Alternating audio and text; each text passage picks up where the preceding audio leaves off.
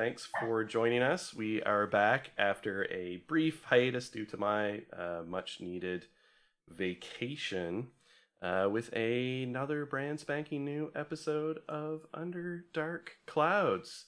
How's everybody doing today? Hey, how are y'all?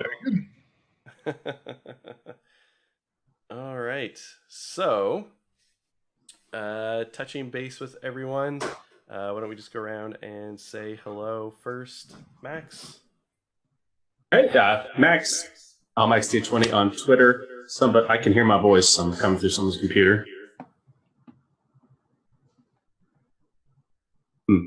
Anyway, I'm playing Farnak, our lovable, cranky half-orc paladin, and I look forward to making Dan wish he'd never come back from vacation. All right, let me just check and make sure that it's not you're getting feedback off of me here on the audio. I don't think you should be. So that looked fine. All right, Matt. Hey, I'm Matt. I play Iris Halffinger, the semi-missing half-elven rogue from time to time. Ready to get back at it. Excellent. And Jeff? I'm Jeff. I'm playing Wilby Hilltopple, the friendly little halfling druid. Great. And Marcy? Hi, I'm Marcy. I will be playing Lady Aethervale tonight. She is a noble, born and raised in the city, who is absolutely, definitely 100% up to all good and nothing bad. Excellent. Thank you. Let me just double check this because there does seem to be something odd going on here. And I will just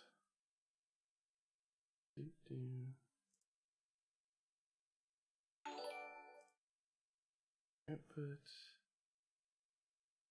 All right, let's see. Hopefully that fixes it and doesn't loop it back. All right. So when we left off and last week, we continued our explorations of the city of Serat, where everyone has sort of gained the services of Llewellyn and Lady Aethervale, two natives of this big, sprawling metropolitan city. And, well, briefly they survived an assassination attempt on Farnak, captured an assassin, and tortured her with kindness by trying to feed her all manner of food by magically animated furniture in the one of the several residences of Lady Aethervale in the city. That assassin, there was a rescue attempt. Lady Aethervale tracked that assassin back to a cooper's shop in a different part of town, and they had set up a little bit of a talk and an observation point on a nearby rooftop, and that's where we had left off.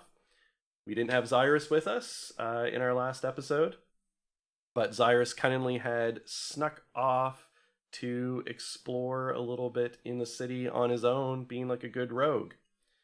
So the first thing I'll have the players do is roll our icon rolls, something I've been forgetting at least half of our sessions.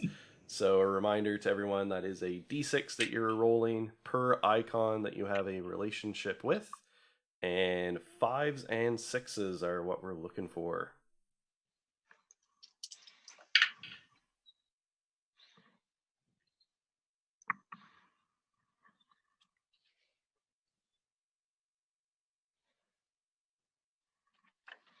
All right. Does anybody have anything? I got a 6 with the Huntsman. A 6 with the Huntsman. Okay, excellent. I have a 5 with the Huntsman. Perfect. Anything for Xyrus? I need to look up my. Actually, I forgot what my other faction is. I remember I have one for the nobles, and Yep, I think I might have one for the Blue Guard as well, but I need to look it up. I didn't have any, Dan. So the blue guard is the nobles. That is the nobles. Oh, okay. So faction. I've got blue guard and then something else that I will find. For the audience, can you explain the icon again? Because it has been a while since we've used it. I was going to in just a second. I am so sorry for this. That's okay. one So second. yeah, so the icons are basically like the big factions represented by sort of a big NPC in the world. It's all the politics and everything that a lot of resources are organized around. So the ones that have been mentioned so far are the huntsmen. That's like the wild elves, the wild fae. It is one of the fae courts of the world. The Blue Guard is a little bit of a nefarious organization of the noble merchant lords of Serat that is seeking power.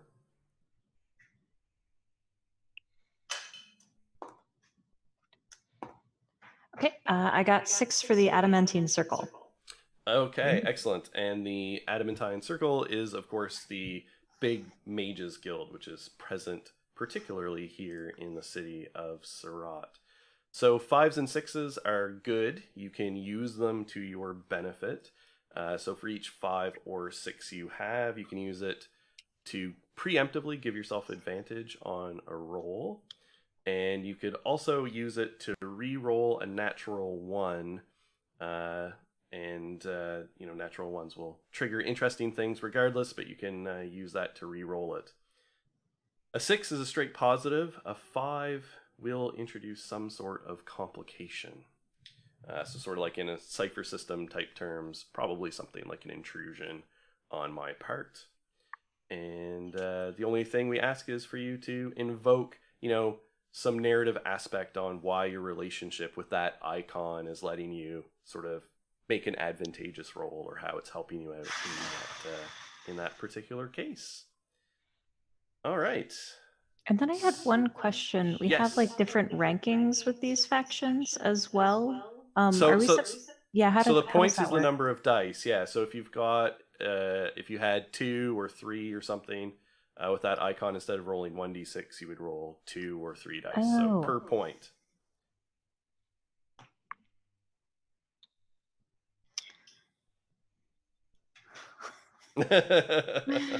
Oh, I also got a 5 for the hidden air. Okay. All right. And yeah, so, obviously players have positive, negative, or conflicted relationships with these icons. The icon system we took from the game 13th Age. So just narratively thinking about how you're getting something advantageous out of your relationship with the hidden air, or what you know about them, or something like that. Mm-hmm. Or some point in your past. All right, so Xyrus, you ducked off in the city investigating. What were you up to?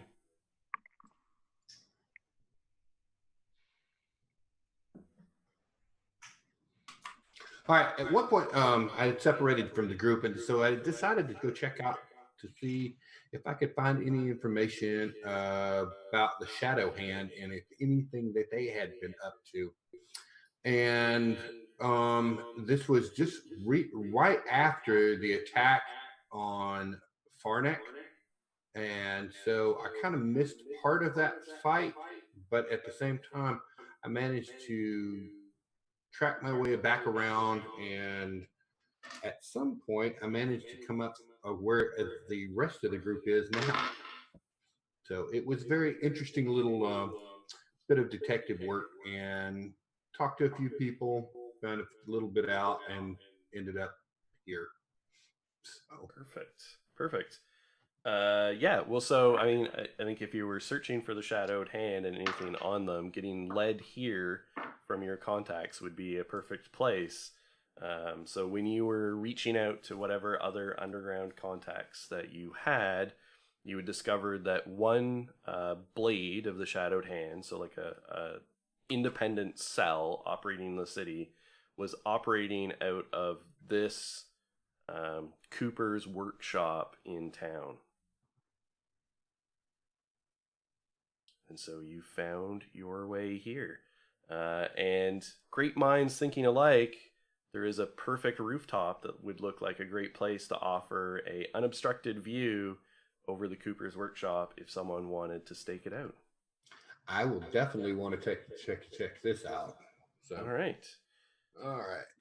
Let's see. Athletics check, right? So it depends. There is a handy set of like metal, like kind of like a fire escape sort of thing. Oh, that goes to a ladder that goes especially up to the since I'm roof. secondary, man. This will be simple. Yeah.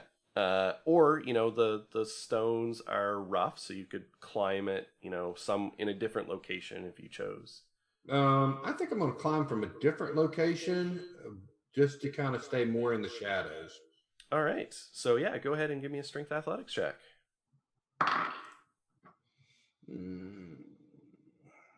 Okay. Let's see. 16. 16. All right. No problem. You're scurrying up that stone, and when you sort of, put your fingertips on, peek out over, you can see your friends, old and new, in the midst of a discussion, sort of pointing at the warehouse and discussing what they are planning to do. Okay, I'm going to sneak up on them. All right, go ahead and give me a stealth check.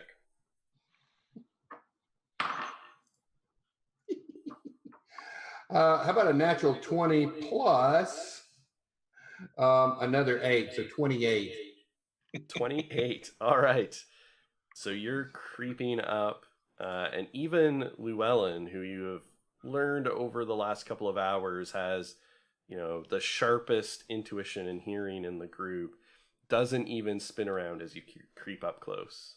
I'm going to tap Farnick on the shoulder, the opposite side of where I'm standing. Yeah, of course. Well, at least we didn't find you in an alley this time. Well, that's true. Where have you been? Here and there. Decided to check out what I could find out about the Shadow Hand. And lo and behold, I'm here with y'all. What's going on? They tried to rescue or murder our prisoner, not sure which.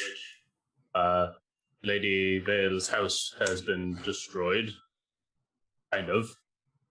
It's one of my houses, and it's fine-ish.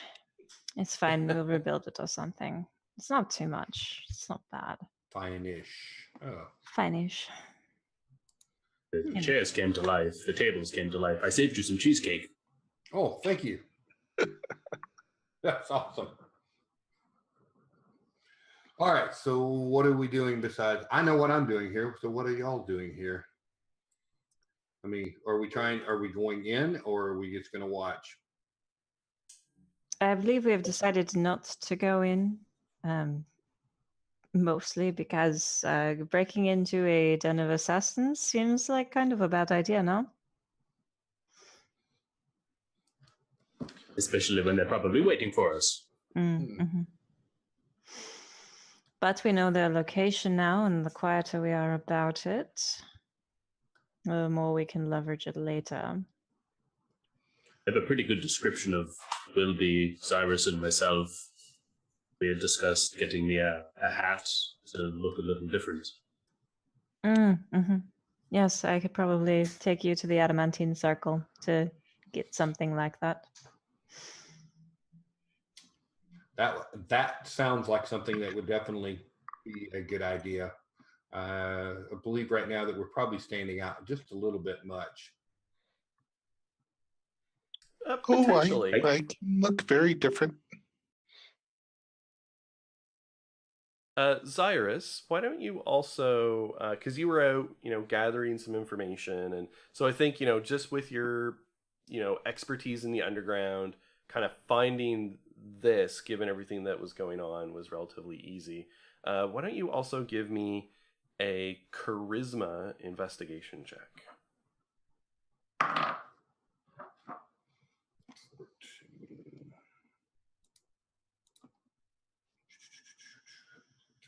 Uh, 16. Okay. All right.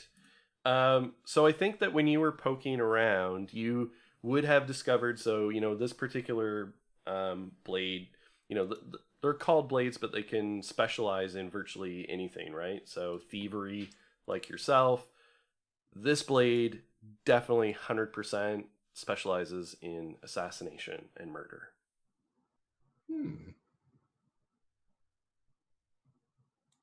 Would I know?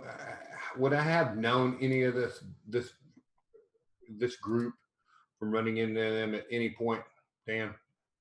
Probably not. I think this group has mostly operated exclusively in the city of Serat, Okay. and not elsewhere in the league. All right. Sounds good. I'm going to turn to the direction of the building and just do that in the direction of whatever windows are facing us.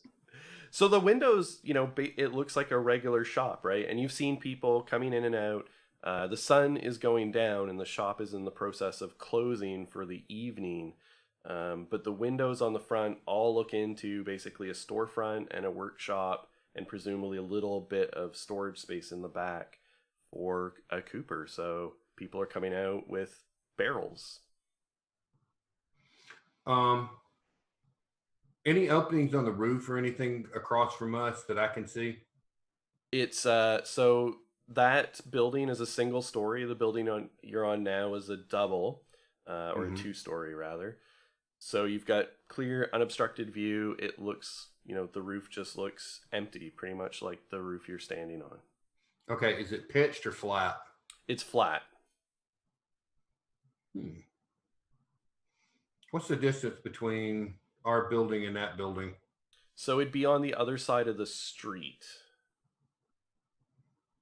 So 15 Probably feet, roughly? No, it would be more, so they're pretty wide boulevards. So Okay. it would be, something like 60 feet or something. Okay. Trying to That's decide all if I special. wanted decide if I wanted to jump to go for that one. 60 feet, a little bit much. It has, buildings on either side of it on that side of the street. But yeah.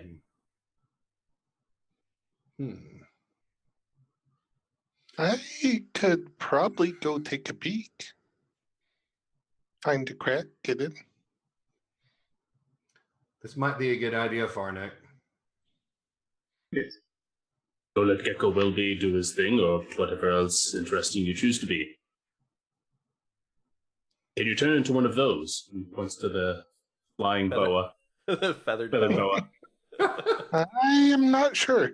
Oh, Calypso is so very floofy. If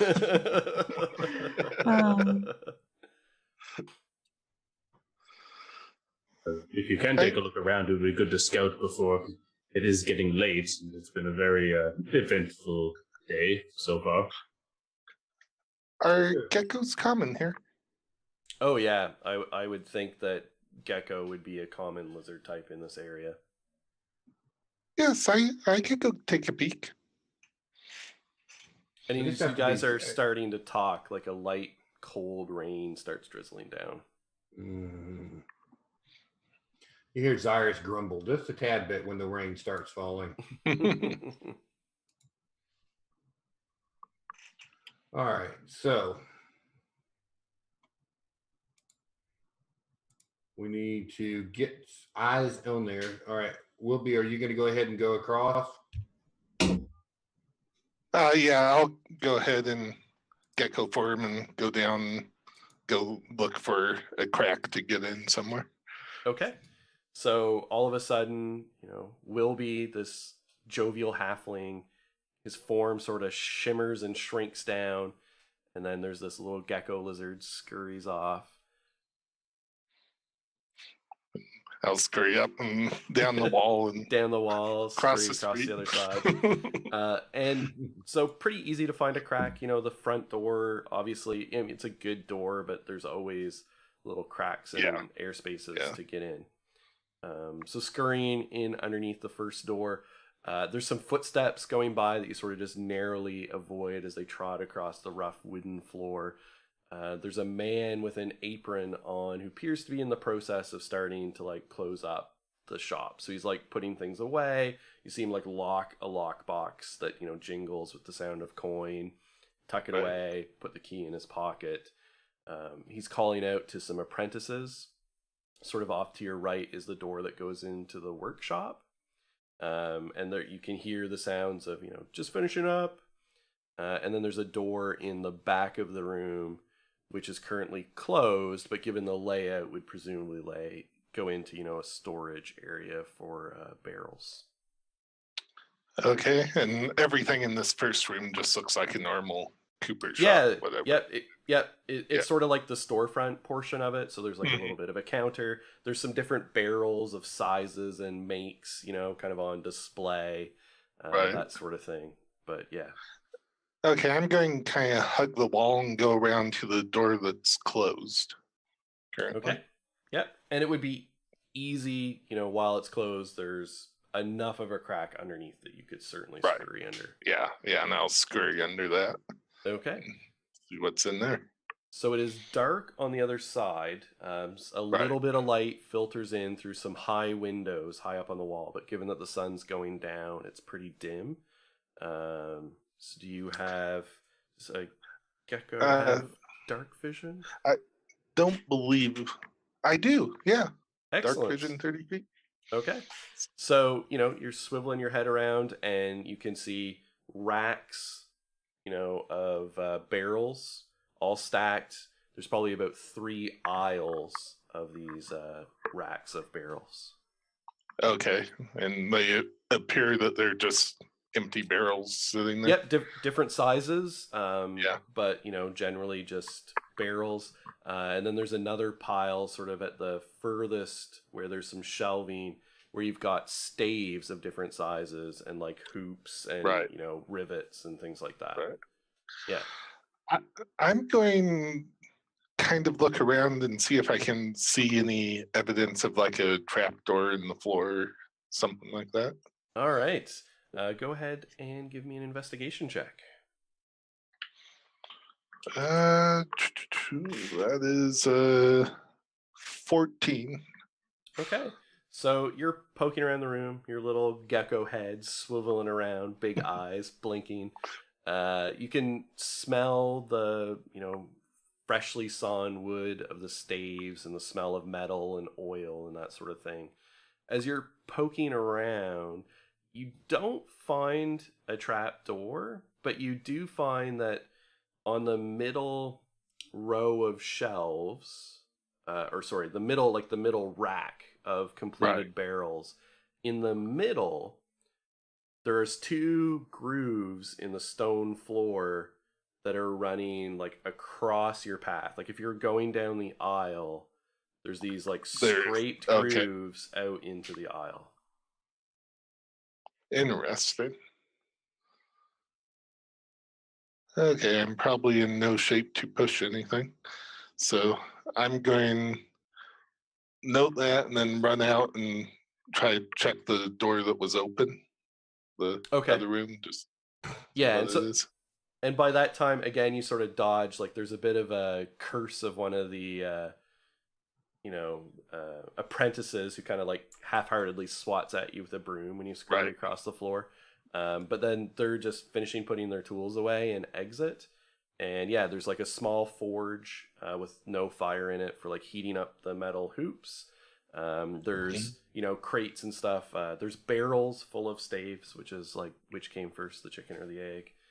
And, you know, but just tools and all of that scattered around. Okay, I'll check around in here and in the front room, just looking for any other door type things or interesting markings. Okay, go ahead and give me another investigation check. That's a 9. Okay, so there's a lot of clutter around. You know, they've cleaned up, but there doesn't appear to be anything on the floor that triggers, you know, interest like the previous place. Right. Back on the roof. What are you guys doing back on the roof while you saw Wilby scurry off? I'm trying to keep a good eye on where he's going. I'm also trying to watch kind of like almost casing the joint. But I'm watching for actions because if I've gotten any inclination, this one is mostly for assassination. It should be operating more often at night than anything else, at least with the groups I know. Mm-hmm. Yeah. All right. Why don't you go ahead and give me also like an investigation check or perception, I guess, as you're looking around. Natural 20. All right. Who are you? So I don't know. Gone from rolling low to rolling high. I kind of like this one. That's better than an 8 when trying to climb a tree. Yeah, so or the 2 when I was trying to crawl up the side of a building. So yeah. Yeah. All right. So yeah, so you're watching, you're keeping an eye out. You see eventually the apprentices walk out and leave. The shopkeeper exits. You haven't seen Wilby come out yet. He locks the door. The lights are going down. As the sun sinks, the street lights come on. So you now notice all along the street are floating glass globes that are just hovering in the air. You hadn't really noticed them before because they were off and sort of transparent, and they start now glowing with a soft blue light, which then illuminates all of the streetscape. And as you're watching, you can see this kind of rippling and spreading out over the city. Okay. Dan, do they make like pools, or does it make it continuous? So they like, tend to make a pretty even light. Yeah, they tend to make a pretty even light, which would be bad for someone in your line of work. But what you notice with your super high investigation check is that in the sort of the alley beside the building, there is no light. So like the alley between the Cooper shop and both of its neighbors, like on either side, are not illuminated. Wonder how that happened. All right, that makes it really nice. Okay, so Farnak, Lady Vale. I'm assuming the Adamantine Circle is closing up just like any other shop. So where do we sleep tonight? The Adamantine Circle never sleeps. It doesn't. The shops do fall asleep, but we can take you there regardless.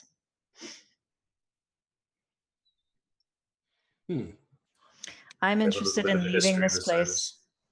I'm interested in leaving this place, though. I don't think they saw me, and I'd like to keep it that way. At least while I still have strings to pull. Do you have any way to hide your own identity? I've never needed to hide my identity. I'm going to keep it that way. Saying if you're walking around with us, you sort of stand out being blue. I know, right? I'm going to cast Dimension Door and go a mile away. Before I do that, I'm just going to like scribble down an address and shove it into Farnak's hand for a place that they can meet me the following day or the day after to introduce them to the Adamantine Circle and perhaps try to leverage some things that they might need to do what they want to do in the city. Perfect. So yeah, you get a scrap of paper shoved in your chest, and then there's this like popping sound, a little bit of a rush of air as Lady Ethervale dimension doors away. You see her just wink out of existence. I say to the air, I have no idea how to get to this place. All right. Well, what's the status on Wilby right now? We were just going to check back in with Wilby. Yep. So I'm going to go back into the locked storeroom. Mm-hmm. And does that room have any windows in it? Yeah, they're sort of high up. So like not at ground level. Right. But like at just in the upper portion of the wall. There's basically, windows all across. But yeah, meant to be high enough to, discourage casual break-ins. Yeah. So I'm going to climb up the wall and actually try to get through the ceiling and onto the roof, so I know basically where that room is from the roof. Okay. I think that'd be easy enough. I think there'd be a crack Yeah. somewhere that you could scurry Right. up and Yeah. through. Yeah. Yep. And then I'll take a good look there and then scurry over the wall, cross the alley, and back up to All my right. friends. Okay. And I'll climb up Cyrus's leg and just sit on his shoulder for a little while. All right. So, Lady Vale, when you dimension door away, where are you headed?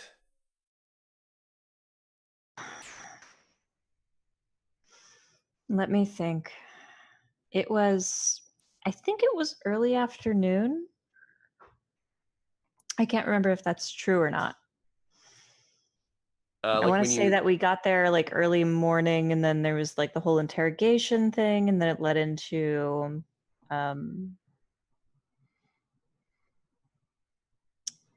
assassins, Mhm. which led into us pursuing them. I think it's early afternoon, unless I'm It's mistaken. so now it's early evening. Okay, all Yeah, right, that makes it was sense. it was sort of late afternoon, Mm. sort of when you had got done kind of the interrogation and got attacked. Okay, thank you. Yeah. I I imagine that I have plans with my family, probably meeting with them for some dinner in which yet another suitor tries to come and woo me, and or it's really more woo my family. Right. And yet again, he or she will leave empty-handed. All right. Is there anything of note about this suitor? Let's see. They're human. Can't not Mhm. be human. Yeah. You know, it's just not a thing. Their family owns a small silver depository. Okay. But it's like it's laughable to my family. Right. It's very small, and they hardly know what they're doing with it, and they don't even like, they're trying to get a contract to refine it as well, because it's just like Right. it's just raw silver that they don't know how to deal with. And So they're like new money. They yeah, sort they're of very very new money. yeah, they found this. They found this silver strike, and that's kind of made them wealthy enough to elevate them into the nobility. But Yeah, exactly. And they're desperately trying to marry anyone, and they're like, "Oh, Lady Vale, she's kind of like a half breed. Let's see if we can go get into that family." And even like they're not even wealthy enough for half breeds like me. So there's a lot of snobbingly looking down at them over the course of the meal, and then making like remarks about the way that they hold their utensils. right, right. It's that Um, like I'm imagining that very British level of saying things that sound very pleasant, but they're really mean. yeah, yeah, that's more or less what happens. Let's give them the name. I like Edith. It'll be a lady. Her name is Edith. Edith Wells. Edith Wells. Okay. Mhm. Edith Wells of the Silver Fortune, but not Yep. quite a fortune. Yeah. Yeah, exactly. Excellent. All right. And other than that, dinner with the family, what are Lady Ethervale's plans for sort of intervening time before she meets back up with these new folk? Um. In the interim, she's going to send some letters away to to some other suitors, and her job is mainly in the adamantine circle to help facilitate trade. So she's probably going to spend the rest of her evening looking over contracts All and right. trying to evaluate what kind of contracts are going to be most beneficial to both her family and the adamantine circle. So that's how she's going to spend the remainder of her evening. All right, perfect. Sounds good. All right, so Xyrus, Wilby, and Farnak. When Lady Ethervale leaves and leaves you an address, which you don't know how to find, but you figure you could figure that out, and sort of instructions to sort of come see her tomorrow or the day after. What are your guys' plans for the rest of the evening? Well, first of all, I was like, what happened to her? She just like that, and she was gone. Magic. Apparently. I've done it before, but I can only go, within eyesight. He goes a lot further. Handy in a battle when you don't want to be part of it. She's got some more tricks up her sleeve. I'm kind of a little suspicious of this one. Well, we've had some interesting run-ins with the rich lately. But while she's gone and Lewin's off doing, he said he was going to try and take some of the heat off of us with the underworld. This would be a good time to go stop in at the Feycourt Embassy and warn them about what we discovered in the other town. That sounds like a pretty good idea. We shouldn't mention that to either of them, just in case. We don't know them all that well. No, I think that's one of the things that we might want to keep to ourselves until after we've gone and reported that. I think we should go tonight and go report that and then find some place to crash for the night. It is an embassy. Perhaps they'd be able to put us up. I'm with the Green Company, and I believe you're with the Sun Court? I am. We can see. That's all I can say. But I know my people are... The Green Company is a bit more relaxed than I expected from someone as prestigious as the Green Company. Quite interesting, the flightiness of the Fey folk. But I say we should go find it. I believe we should just look for trees and go from there. I think that's a good idea. Let's go ahead and head for see if we can find this embassy. All right. So your strategy for finding the embassy in this really big city, are you gonna ask around, or are you just gonna, as Farnak said, look for trees? I think I'm gonna ask. Do we have anybody like, do we see any like the watch or anything like that around? Yeah, I think especially you've seen them off and on through the day. Guards are a pretty normal presence here. So you usually see them sort of uniforms that look almost like, Napoleonic War era uniforms, like brass buttons, double buttoned, like, big coats. No tricorn hats, though. I won't have it. And, usually everyone has at least a pistol, if not, a couple of rifles among whatever guard group, pikes and sword and that kind of thing too. But they're pretty almost like musketeers. Yeah, exactly. And so you see them pretty constantly in this part of the city. So like the new city, which is the district that you've been in so far. Okay. All right. I'm gonna just go up and ask. Pardon me. Yes. We're travelers in the city, and I am looking for the Fey Embassy. When I do, I kind of pull my cloak back so he can see my ears. Yep. And he doesn't really even bat an eye at it. He just says, "Oh, of course," and sort of rattles off directions to where the embassy is. Pretty easy to follow. He sort of directs you back to one of these main boulevards, kind of partially back the way you came.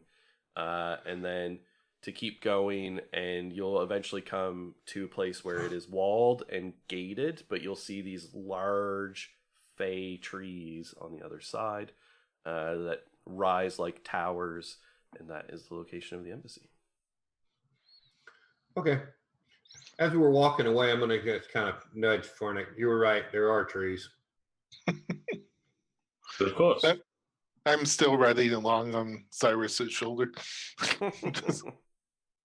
And as we're heading back into the city where it's going to be a little more densely populated, I'm trying to keep my cloak wrapped around me as much as possible, hood pulled up. I'm going to turn the cloak just a normal traveler's gray to try and not be noticed, as I didn't not notice the Lady Aether Vale checking out my armor and remembering what I was told about its representation.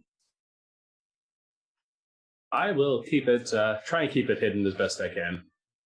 Yeah, so you're keeping it hidden, but walking down these streets where people are sort of going through carefree, all like with your cloak wrapped up and hood up, gets its own looks, because basically you then make yourself look suspicious. So and of course Xyrus always looks suspicious practically. So you're definitely getting some side eye from citizenry, and the guard seem to be keeping a little bit of an extra eye on you as well as you're moving through the streets. People are still out and about. There's a lot of shopping and things like that going on as you enter some of the busier streets, kind of entertainment districts and things like that. I feel this is preferable to them just seeing the shining star armor, even if I'm getting some suspicious glances. All right, so eventually you find your way to, you've got this white sort of gleaming wall rising up ahead of you.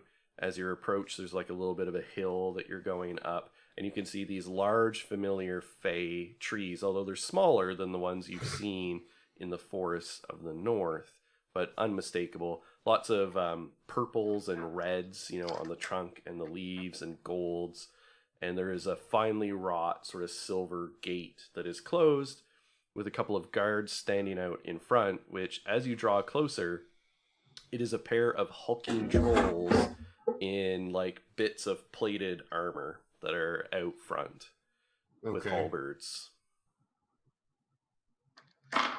I'm just going to approach and drag Farnick with me.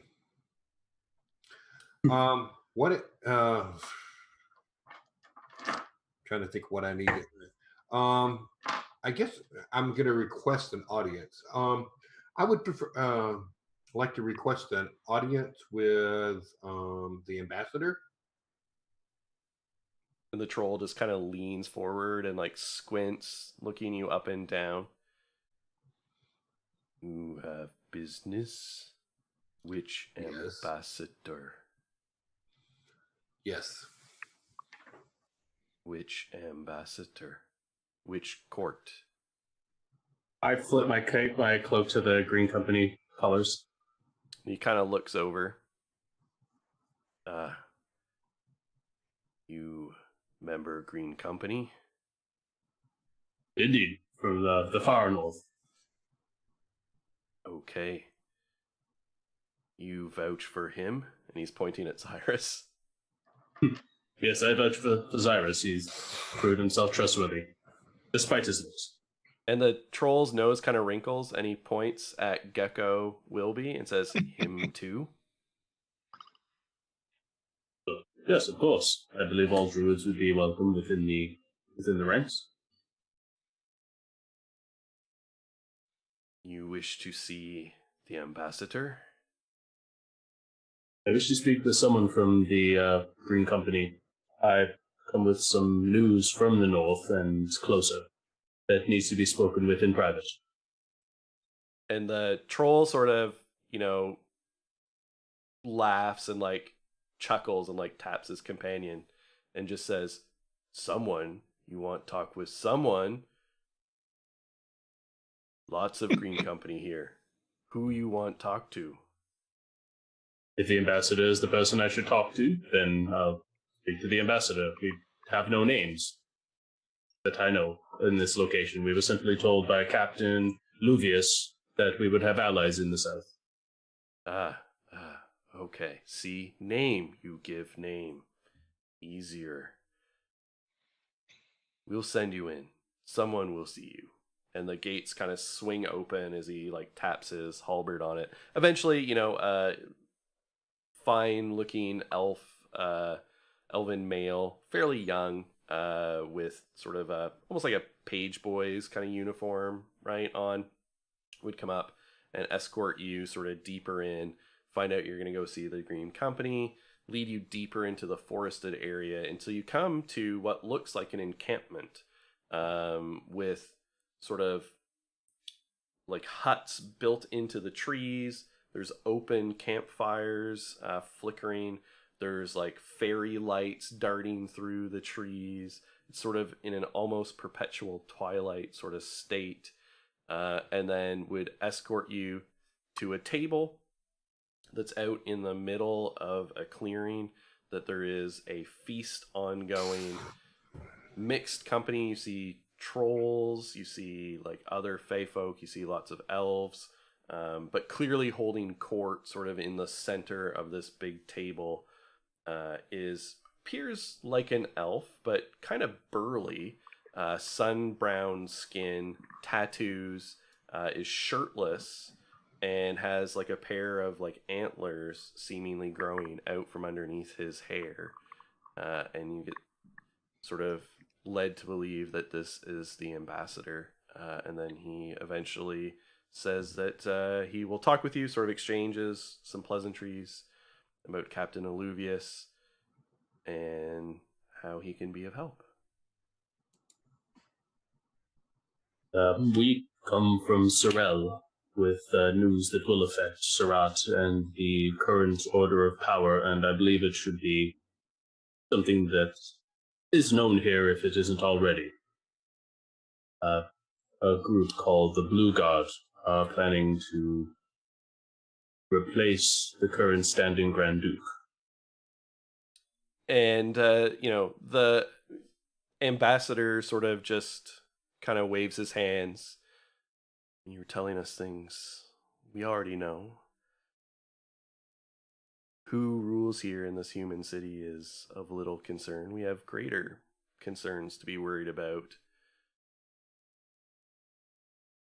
Who They sits on a believe the throne? person in power does not affect the embassy itself. If they hold to the accords, I am not troubled. If they do not hold to the accords, we will leave.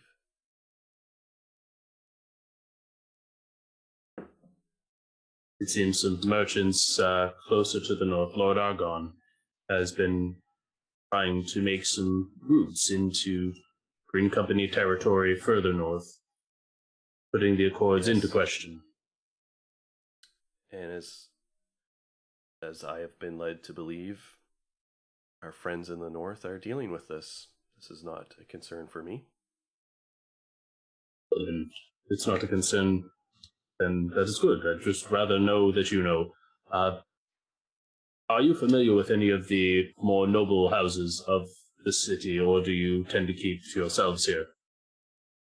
We, of course, as an ambassador, must be familiar. There are many nobles and noble houses in the city. And where does Keep the track of those House we of must. Vale stand?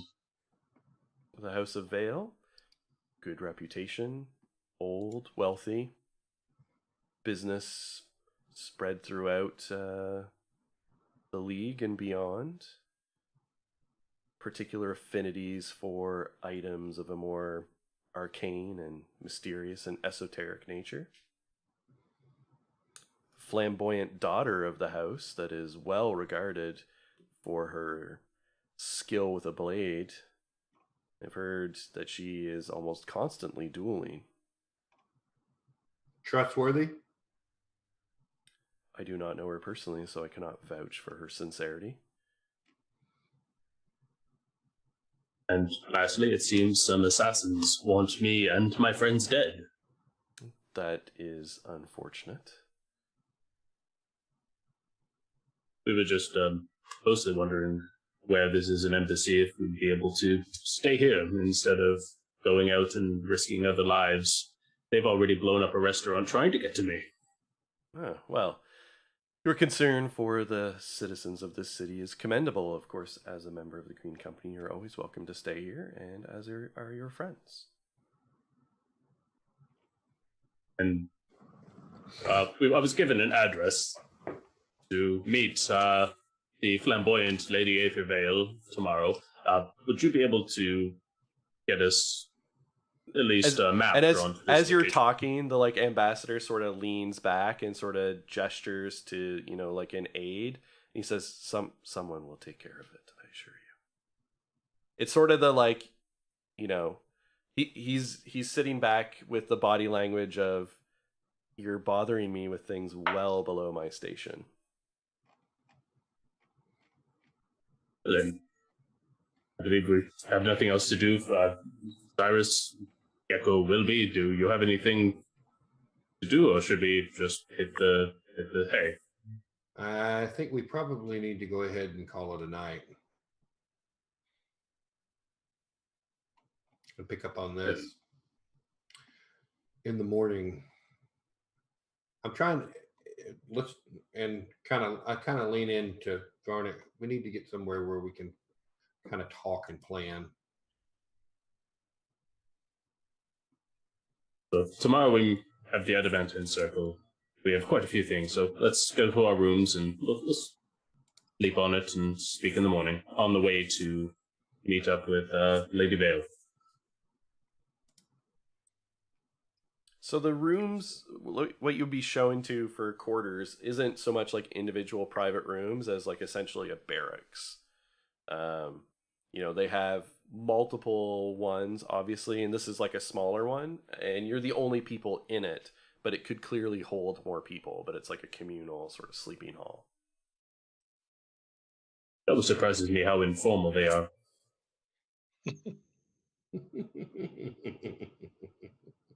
I might have been raised in the boonies, but I was raised with a little bit of respect for the authority, and I believe I was putting him to sleep with my language.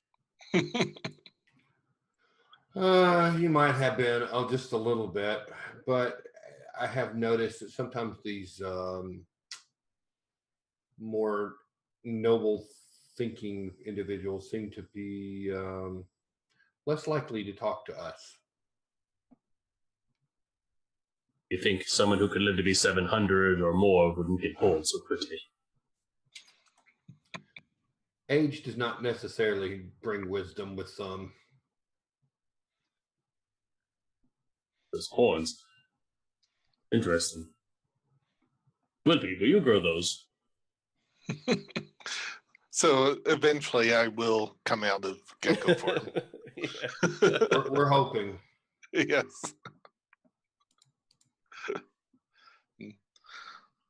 So what is the plan of action for tomorrow, Wilby? Do you have any decisions? Any thoughts? Planning on growing some horns overnight?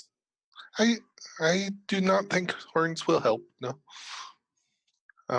I do have a layout of at least the main floor of that building. It looks like there's a secret entrance in there, and I'll tell them a little bit about what I found. Yep. I'm going to believe that Lady Vale is off interrogating those people who created the explosive arrow that hit us. That's my assumption, why she would leave in such a hurry. Oh, I am quite sure she is, yes. Or something like that. So we shall find out tomorrow when we are able to talk to her. We don't make any deals with anyone without discussing it amongst ourselves first. If I'm getting a hat, there may be a price for this. I will look different, but I doubt these people do anything without a cost. That is definitely for sure. That is It's definitely not like I explicitly said there would be a cost or anything. right. Pretty sure you did. Which she definitely did. And I think she said it's sort of like not a monetary cost. Yes, she did. Exactly why we need to discuss it first. Who knows? Maybe they want to marry one of us off to another heir or something. That'd be great. All right. But So these people don't like non-humans, which I'm a little worried about. At her people. The adamantine circles, obviously. They're going to recognize you right away, Cyrus. Oh, maybe not. We'll see. I'm going to go to sleep. It's a good idea. I'm gonna go ahead and get ready and go ahead and call it a night also. Yep. all right. So, Lady Vale, what is your plan for the next day? Oh, the next day is going to probably be helping to manage at least one active contract within the adamantine circle that we already have. Mhm. And that would entail going to probably a hub. She wouldn't do any of the major heavy lifting herself, but she would be organizing people to go and pick up various materials from places. This like from port. Yeah. And like ship those across by hand to where those need to go per order. So that's going to be like her whole morning. Is it's just that, and trying to ignore people trying to strike up conversations with her elsewhere. Yeah, and so there's there's a couple of different docks in the city. There's the ones on the city side, and the city is predominantly on the eastern side of the river, and where the river's empty or opening up into the bay and the sea beyond. The main headquarters of the Adamantine Circle is the Adamantine Tower, which is actually on the west bank of the river. So it's across the river from the city, and it also has its own docks. But there's also a lot of traffic back and forth across the river between the two. So because there's goods and people moving back and forth all the time. Yeah, it's just that management going on right now. Yeah. Probably until the afternoon. Okay. And then she will take some personal time and or deal with any kind of ruffian vagabonds from the marches who happen upon her. Okay. Excellent. And so the location that you gave them to meet you, where was it? Um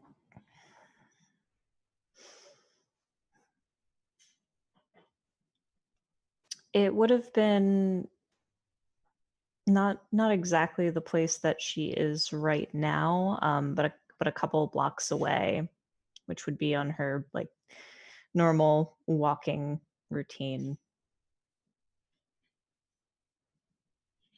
It's like an outdoor location, maybe a small park or something on like one of the streets. Yes. Actually, let's make it at a fountain.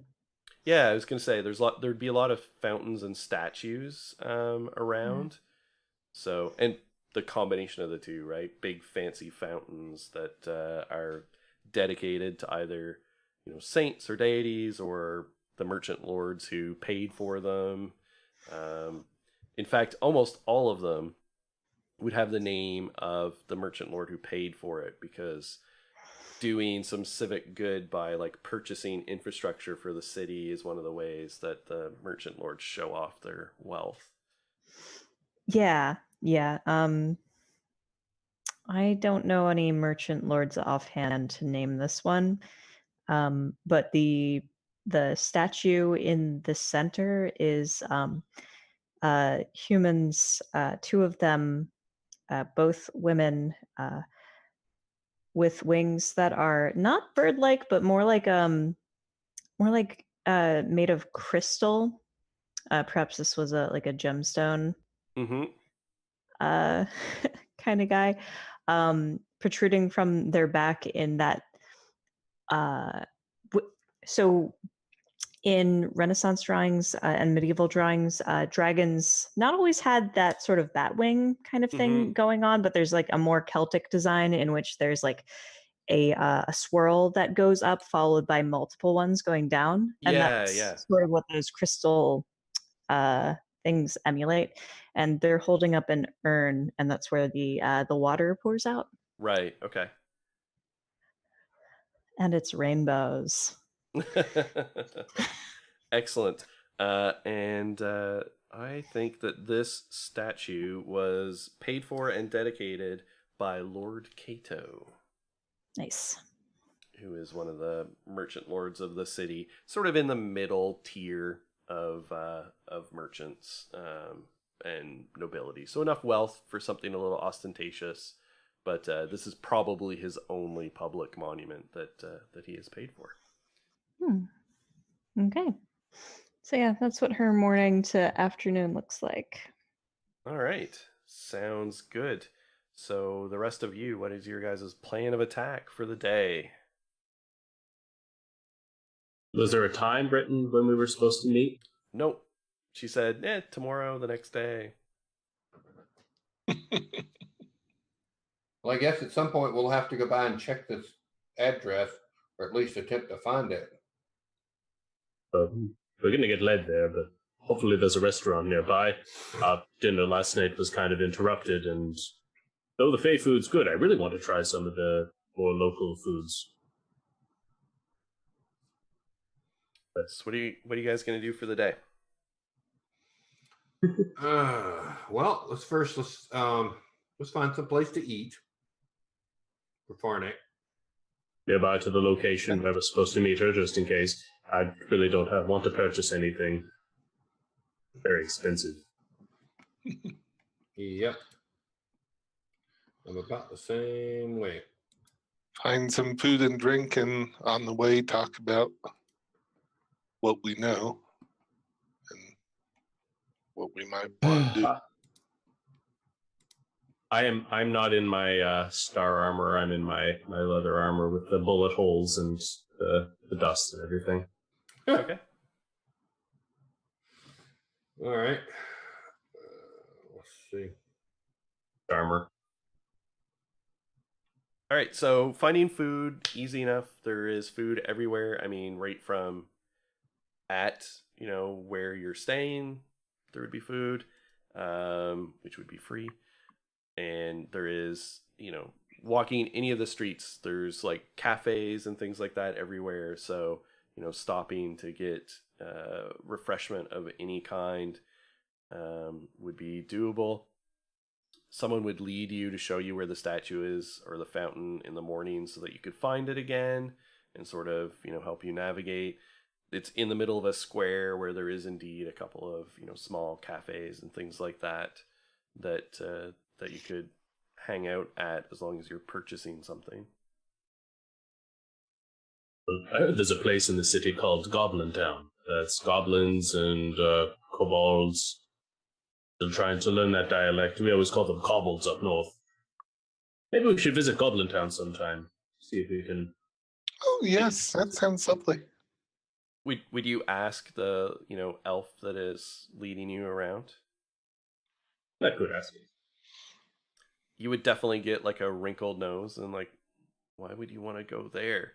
But then he would look you up and down and sort of be like, well, you are the type.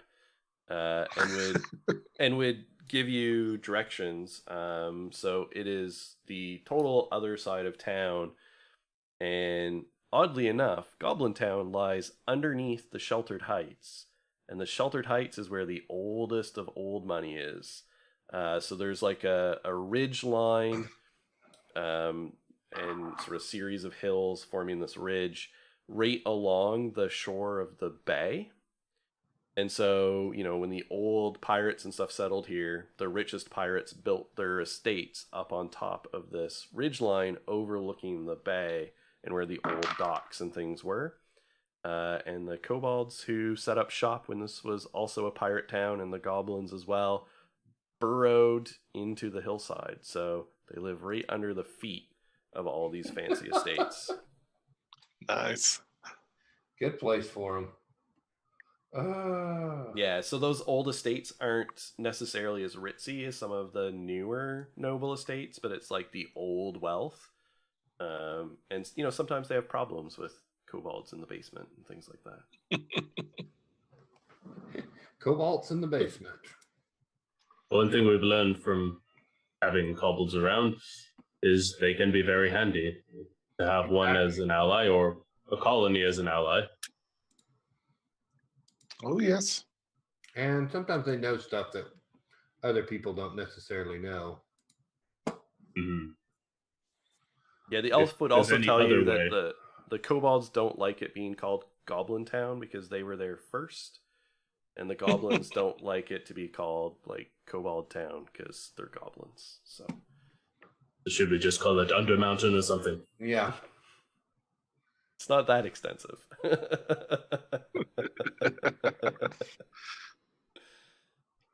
All right, The others. so food. All right, so food. All right, do you want to go ahead and visit Goblin Town, Farnick? Sounds like it's quite a ways away. Perhaps we should stay here and meet our friend first. People watch, keep an eye out for assassins. Well, that in the too. house. We also could go back and check out that Cooper shop. If they are working for the Shadowed Hand, they have our description. Even if they themselves in the Cooper shop are not part of the Shadowed Hand, they may have our, as we were chasing them there. True. And they will probably have a lookout sitting somewhere that could alert anybody around that we would be in the area. So we don't need to be walking right up to the shop, but we could check on it. I wonder if the first assassin is still locked in the closet while the furniture tries to feed her cheesecake. We could always go check back on the safe house. Apparently there is a bell that makes somebody answer the door from anywhere else in the house. Okay, well, maybe we need to check on that then too. I do have a feeling she'd be long gone by now. As a failure, she'd have a bounty on her head, and I wonder if the person that failed to retrieve her would also end up... How many times can you fail down the chain of command before they just give up? True. Oh, I do not think they will be giving up. But we should go check on her, yes. Not good to leave her in the closet. Maybe we could pick up some more cheesecake. I reach into a bag of holding and I just I pull out the plate and it's probably a day old. I'll grab some. No, thanks. Appreciate it. All right, so it would have been nice of Lady Vale to leave a time to meet. I'm starting to think that her time and our time are two different things. It appears to be so, yes. And it's sneaking suspicion the moment we leave, she will arrive. And then she will see that we are gone, she will go do something else just as we arrive. The kid's game of tag. We can always go check out the Cooper and wait. How far is it from here? Probably at least 15, 20 minutes walk. Okay. I'm gonna, with a piece of chalk, just go over to the meeting area and put a couple of stars in chalk on it. Just maybe she'll understand that it's a "we were here" sort of thing. So when you go to mark with chalk on the fountain, it won't stick. Like, it's just skids off and it won't take a mark.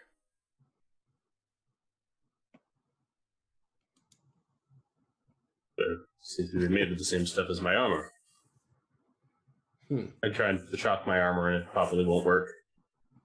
Well, so with your armor, it kind of, you chalk it on and it stays on and then turns to powder and just falls off.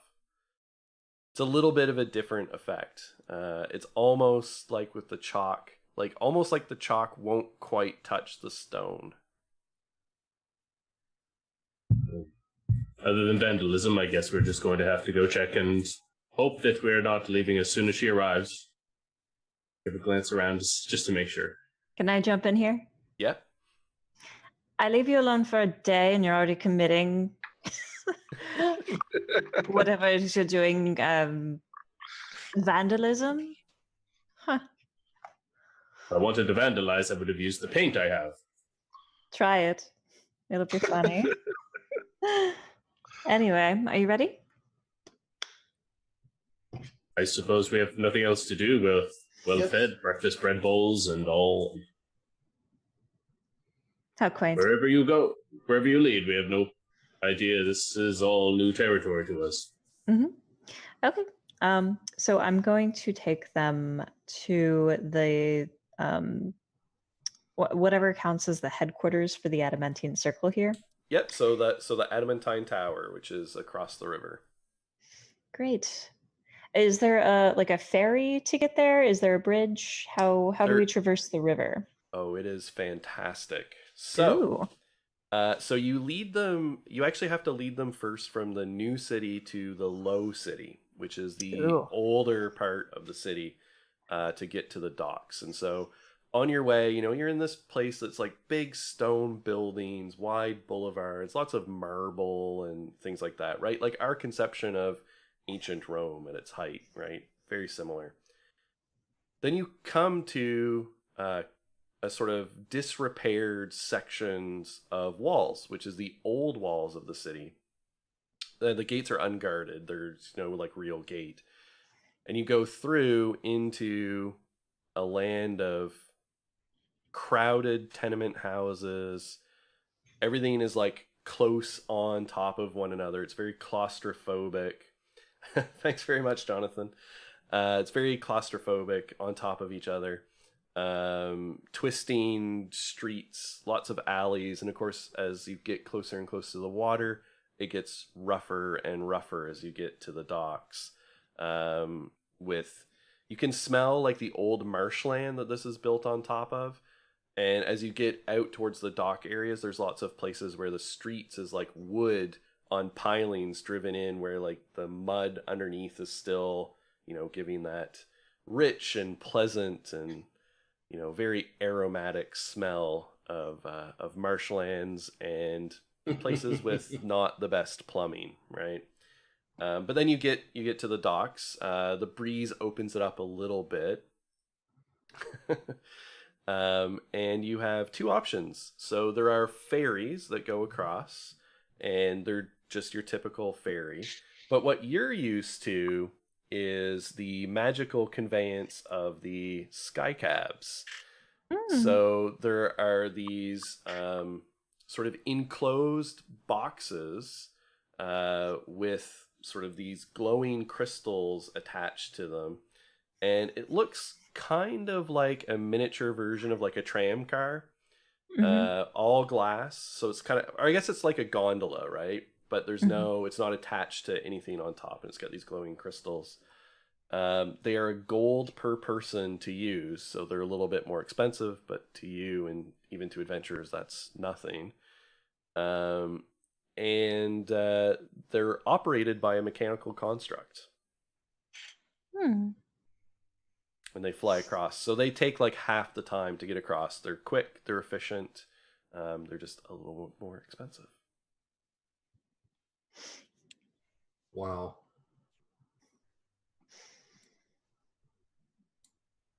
Much more convenient. Like as you're standing there watching, one of them sort of hovers up into the air, the crystal starts glowing as it rises up, and then sort of just tips down a little bit and scoots across the water.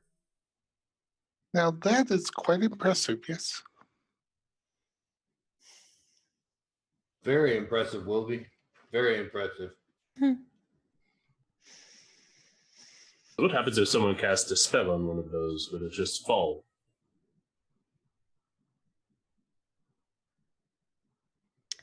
I actually don't know.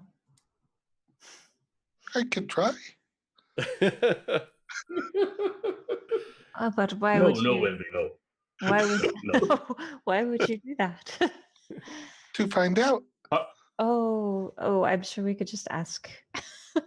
I'm Just pardon if I'm a bit paranoid. I think I have reasons to be a little paranoid.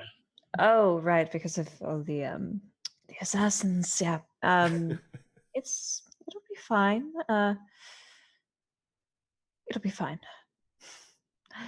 But, and we will share the same cab. Yeah, there's enough room for everybody. Lady Vale would normally take her own in such company, but she feels like it would put maybe the orc at a little bit more ease to share the cab as a show of good faith. Yep. This is why I don't wear my armor when we may be going across water. Mm-hmm. Yeah. So yeah, we'll share a cab. Yeah. So like, the doors kind of open as you go in. There's sort of bench-like seats kind of around the back. Nice plushly padded. The construct is sort of fused, so he doesn't have any legs, but he's got like a humanoid upper torso with arms. He pivots around totally to face you, and there's a box with a slot in it. And he just says, "Please deposit fare. 1 gold per person." I go rummaging in the bag. I want to dig out 1 gold. You sort of, as you thunk it in, there's a little light that sort of flashes on the box as the gold coin drops down, and you don't hear it hit anything. Like you deposit it, there's no thunk of it, hitting a metal bottom. It just sort of disappears into the slot. And after the last one is put in, he just says, "Thank you. Destination, Adamantine Tower. Momentarily. Thank you for riding." You are most welcome. Thank you. He just sort of pivots around, places his hands on this like crystalline globe, sort of starts manipulating it. The crystals outside glow, and it levitates up, and then just starts scooting across the water. Wow. You're kind of looking out. Can you see out very easily? Yeah, it's all glass, so you can see out. So you can see behind you, and as it rises up to give you a better view, you can see the low city, which actually takes up basically the bulk of the landmass of the city, with the new city as sort of this crescent around the northern strip of the city that you're in. And then rising up from the low city is a series of hills that are all crowned with sort of like estates and towers and that sort of thing. And on the very southern edge of the city is the sheltered heights, so this ridge line that runs along the shores of the bay with these old, fantastic, large estates on top. And then there's some islands around the mouth of the river where it opens up into the bay, and they're all fortified. You can see sort of, fortresses that have been built on top of it. But the Adamantine Tower that you were rushing towards is an absolute wonder. It rises easily 1,000 feet into the air, and it appears to be one solid construction made out of a dark burnished metal. The Adamantine Tower is appropriately named. Wow. Meaning it is fantastically expensive. Can we tell where we're going to actually land with this thing, or is it just? Yeah, so the driver will ask you whether you want the main area, which you land at the main gates, and the main entrance to the Adamantine Tower. There are also like a number of sort of service places where you can land, and as you get closer, you can see there's outbuildings that have cropped up around the tower as well, like different workshops and places for perhaps servants to live and that sort of thing. And so there's a number of landing areas for that sort of, they call it Magic Town, just colloquially. But yeah, so there's a number of entrances. So Lady Vale would be the best position to know whether she wants to go in the front doors or take them to more of like a side access of the tower. Vale, where are we going?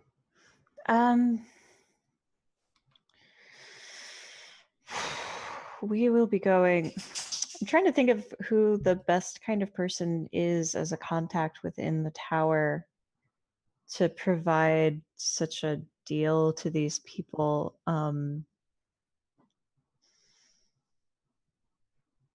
Yeah, there would be any number of sort of medium ranked arcanists who deal in enchantments, whether it is stockpiling items that have been recovered from adventuring companies that they've essentially bought them off of, or fresh enchantments that people have made. I'm wondering if I can sort of recollect somebody who would be a little bit more favorable to them. mhm. Like somebody who's familiar with the Western marches Yeah. and So might help out some people in yeah. this case. Okay.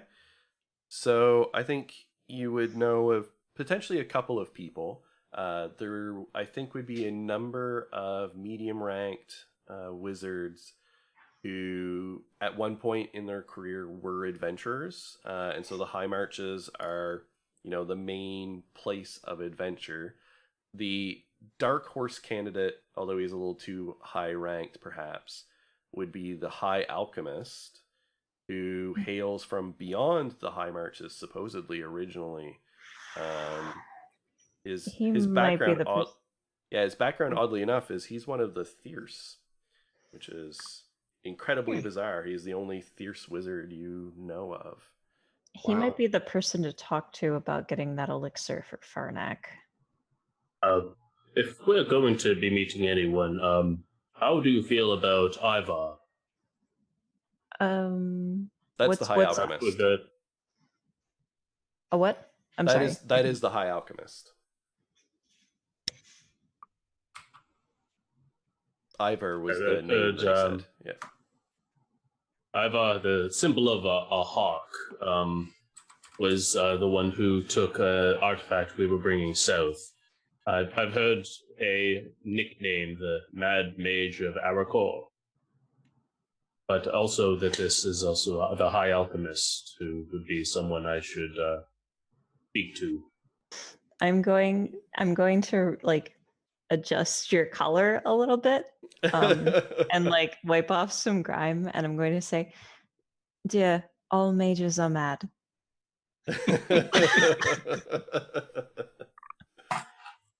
Thinking back to mages I've traveled with, yes, in hindsight, I fully agree.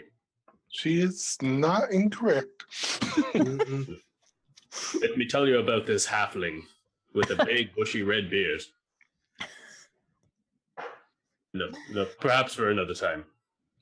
Okay. But yeah, let's take them to one of those medium rank wizards with experience in the High Marches, and then take them to Ivar so they can question about the artifact that was taken from them. I don't know much about it, but they do. All right. So I think this former adventurer, he at least dabbles in enchantment. He's got sort of a broad skill set, like you usually do if you're an adventurer. But his name is Almor, Almor, and he's human, sort of middle aged, so he's not too old as a wizard.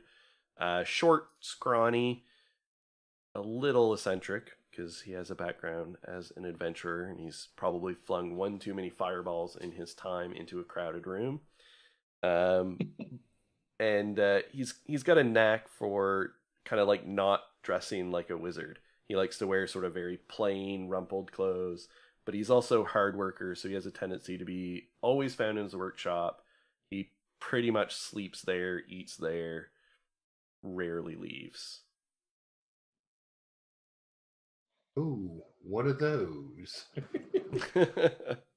Dedicated to the craft.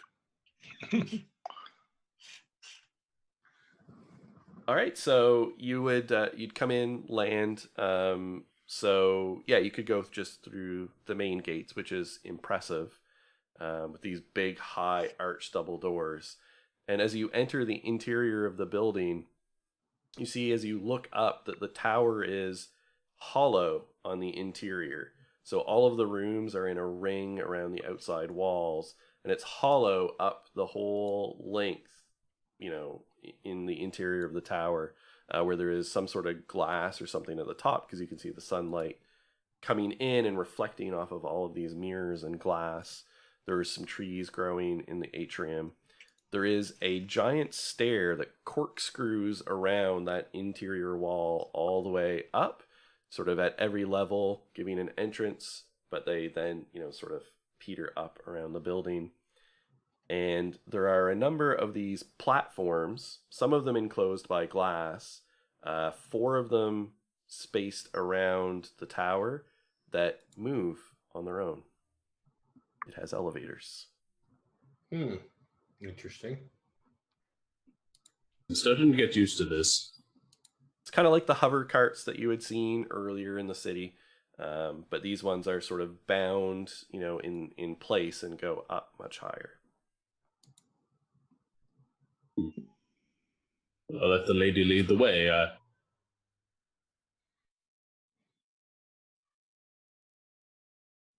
Okay, I will. All right. So yeah, you lead them up. Almore is on the 4th floor, is where his workshop is. Knock on the door. And there's just sort of a yeah. Who's there?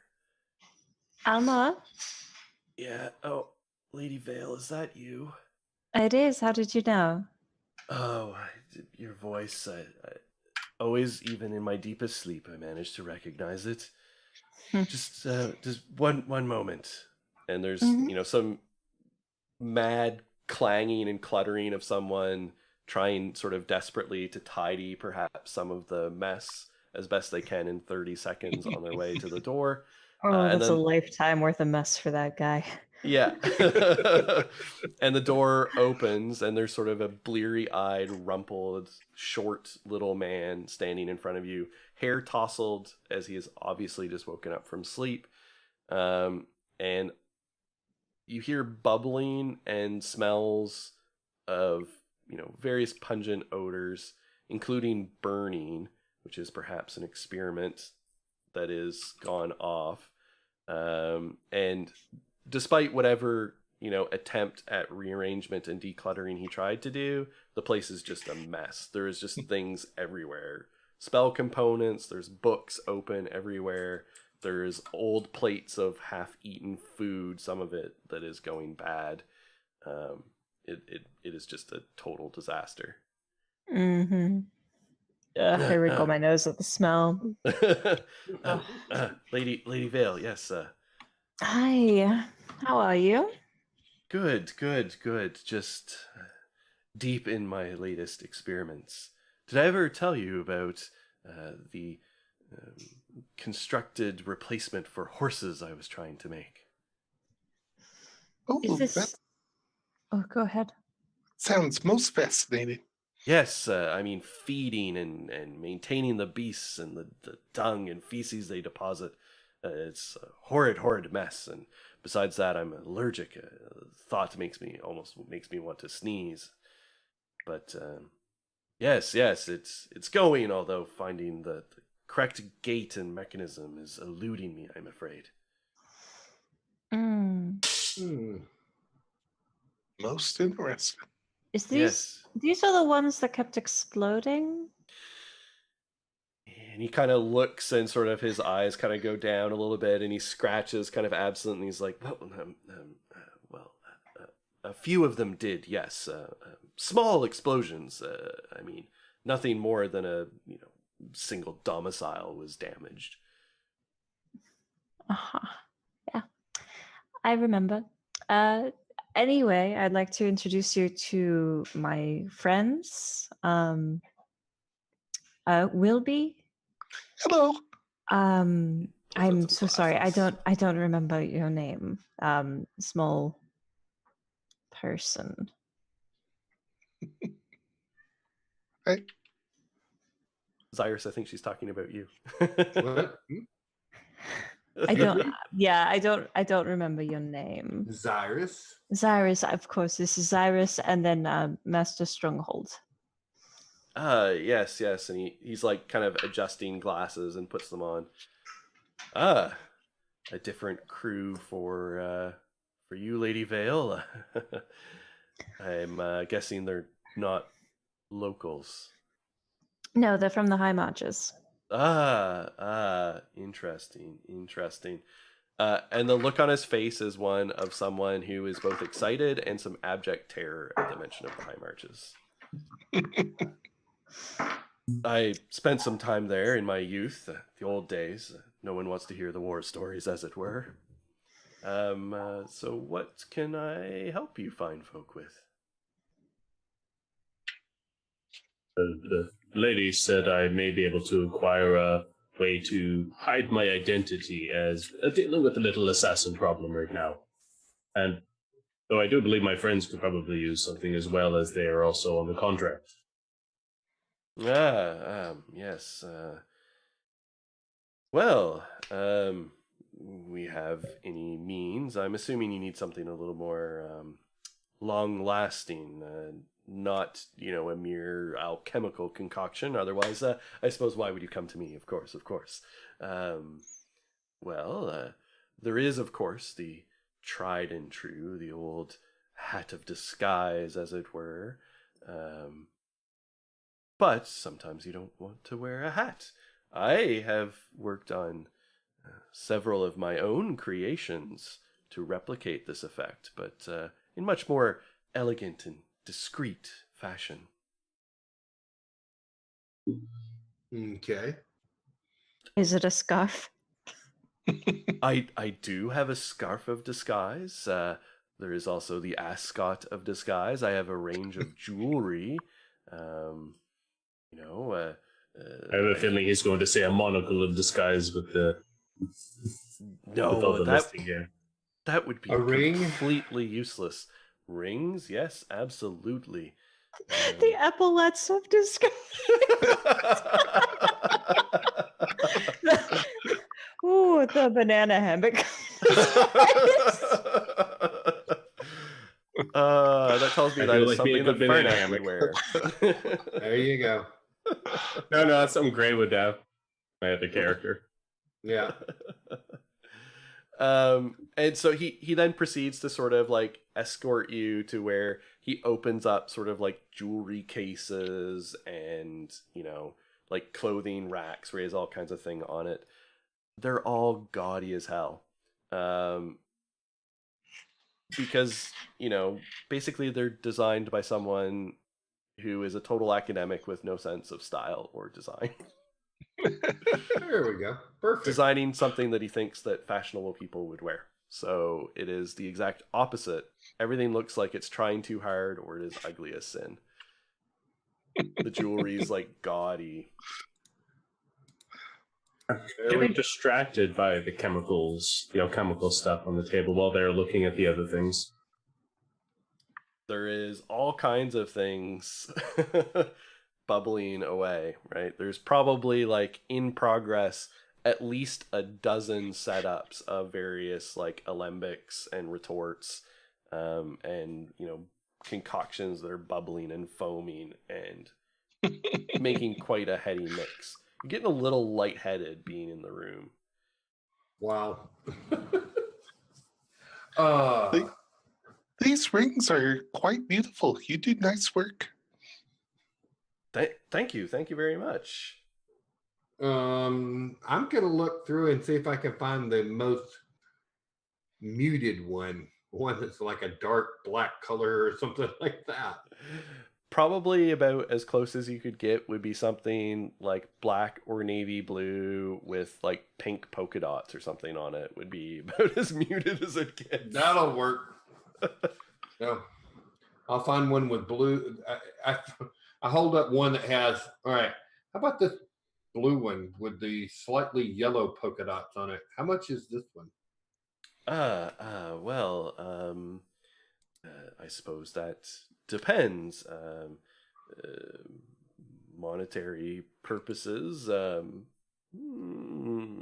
Expensive time, labor, of course, but you come as friends of Lady Vale.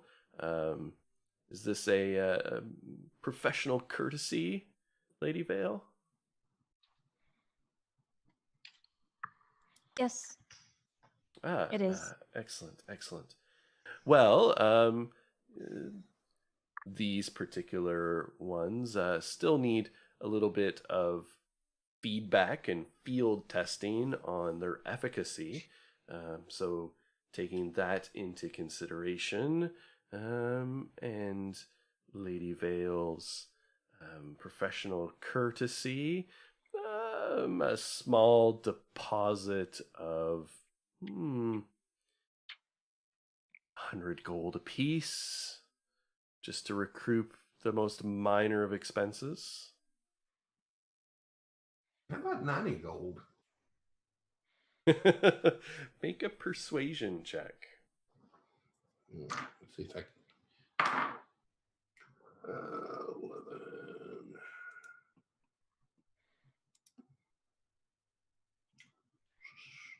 16. 16. Sort of waffles back and forth a little bit. 95? 95 sounds very reasonable. Good. Done. Excellent, excellent. All right. I want to hand him 95 gold then.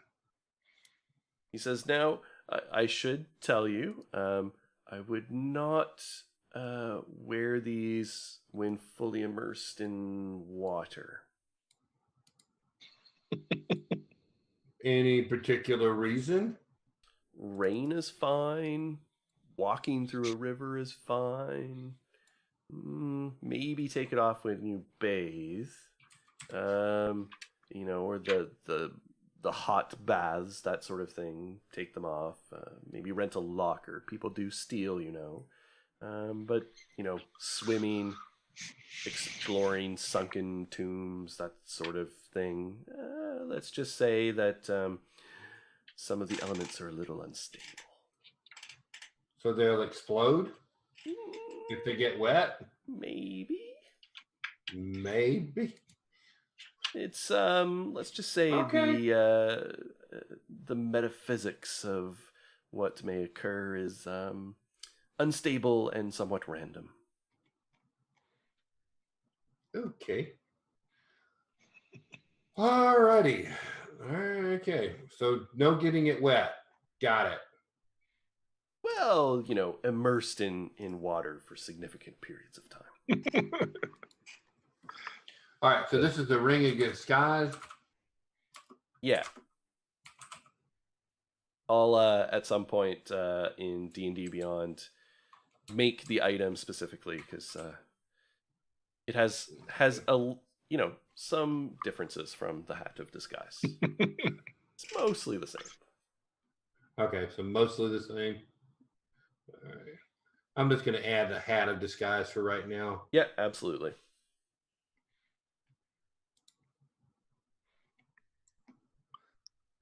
So, looking through his collection there, if I find something that's kind of like a red, obnoxious ruby looking thing. Oh, absolutely. There is a red yeah. obnoxious ruby. Yeah. I'll kind of take it and say, would you be interested in a talon from a griffin? Ooh, interesting. Yes, I think I could find use for that. For trade. For that. Let's say I would knock it down to 50 gold. Very good, very good. And I'll hand him the griffin talon that I picked up. He takes the talon and sort of puts it in his mouth and gnaws on it a little bit. He goes, yes, indeed. Wild, none of this domesticated griffin. Oh, yes. Can smell the wind in its feathers and the dirt in its claws. So I'll take that as well. Excellent. I've still got my back to the group. Okay. I was thinking of something a little more permanent in changing my appearance. As I stand out and physical limitations of my age, I've been trying to come across a way, and I believe it might be something that the more rich around here would do, defy age by possibly a potion. Yes, That's- yes. Very common concern among men your age, of course, along with other functions to not be indelicate. Not my area of expertise. I'm not an alchemist by trade. I know a thing or two. There are a number of means of doing this, from simple alchemical preparations that mildly lengthen one's lifespan to means of procuring an entirely new body. And of course, there are the more divine magics for bringing one back after one has died. Those a little rarer that, such miracles. I haven't heard of a cleric or priest able to do such in, centuries at least. But yes, any number of alchemical and other magical means of lengthening one's lifespan, quite common among wizards, of course, once one accumulates sufficient cash for the materials. If you wanted to go down that route, the College of Alchemy and even the High Alchemist himself are the most knowledgeable about that sort of thing.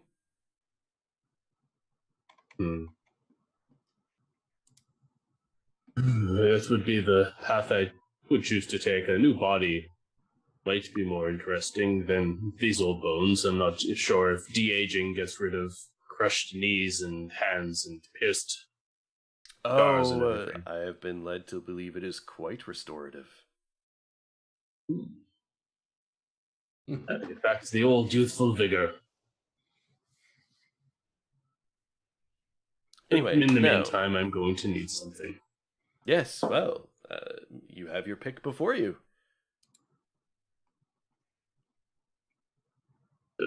Hats are boring, but I'm curious. Do you have anything, perhaps, what could I wear? I have a cloak that goes with anything. Do you have any brooches or necklace, something, a medallion? Yes, and he indicates the array of jewelry that he laid out, sort of covers the spectrum. Okay, I could look for anything that has a goat motif. If such a thing would be there. Roll a percentile dice. I'm going to say there's about a 25% chance that something has a goat on it. That's a Before next to 9 that, and 9 and a 7. No goat. So A I hold star. up this. I hold This up the goes hot pink one. Hey, Farnick, how about this one?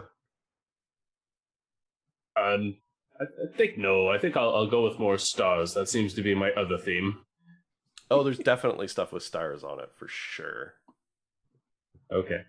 I'll go with a gaudy ascot. Oh, yeah, like an ascot with a purple ascot with... what doesn't quite go with purple? Not totally Orange. off the wall. Well, but that really doesn't go with purple. Something that someone might think goes with purple, but really doesn't.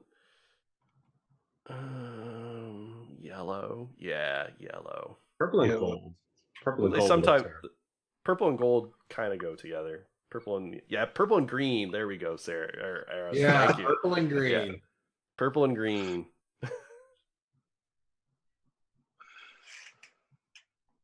Yeah. Purple and green ascot. It is green stars and a purple ascot. Not exactly what I hoped for, but it'll be hidden under my armor anyway. Okay, how much are you going to gouge this old man? Your friend negotiated a 95 gold piece price. after taking into account, test driving reports sent back to me, of course, and the favor of Lady Vale here. Is there a rental fee if I return it in good condition? We can discuss a return of your deposit if such is the case, perhaps, yes?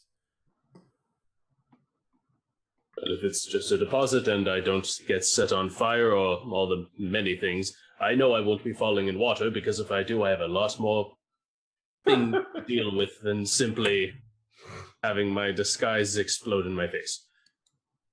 Oh. Or turn you into a fish. What was that? I'm sorry. These old ears are hard of hearing. Did you? Nope, just something in my throat. No, I'm pretty sure can I roll insight to see if I can? Absolutely. Excellent, natural 20. My only roll of the game is natural 20. He said something. I'll just stay away from water. Yeah, I'll hand over the 95. I'll just reach into the bag down to my elbow, think on it for a moment, and pull out exactly 95 points. Mm-hmm. And this is a deposit. And if I return it in good condition, I can at least get some of that back. Of course.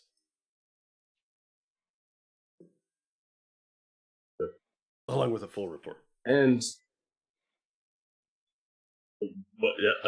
I think you should get that cough looked at. Yeah. Yeah. These chemicals may be affecting your lungs. Perhaps. Good point. Okay, so now I've got a purple ascot with green stars on it. You do. Should have asked for a Pashmina Afghan or something. Nautical theme, of course.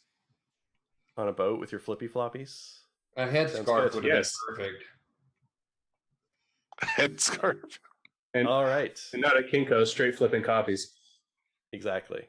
All right. So, with your newly acquired items of disguise, and what now? Well, I guess we need. All right. I guess we need to set what we're going to end up looking like. So I am going to actually try to get mine to make me look like a very old human. Yeah, I mean, you can it's not like a one-time thing, right? Like every time you use it, you can shift what you look like. Yeah. All right.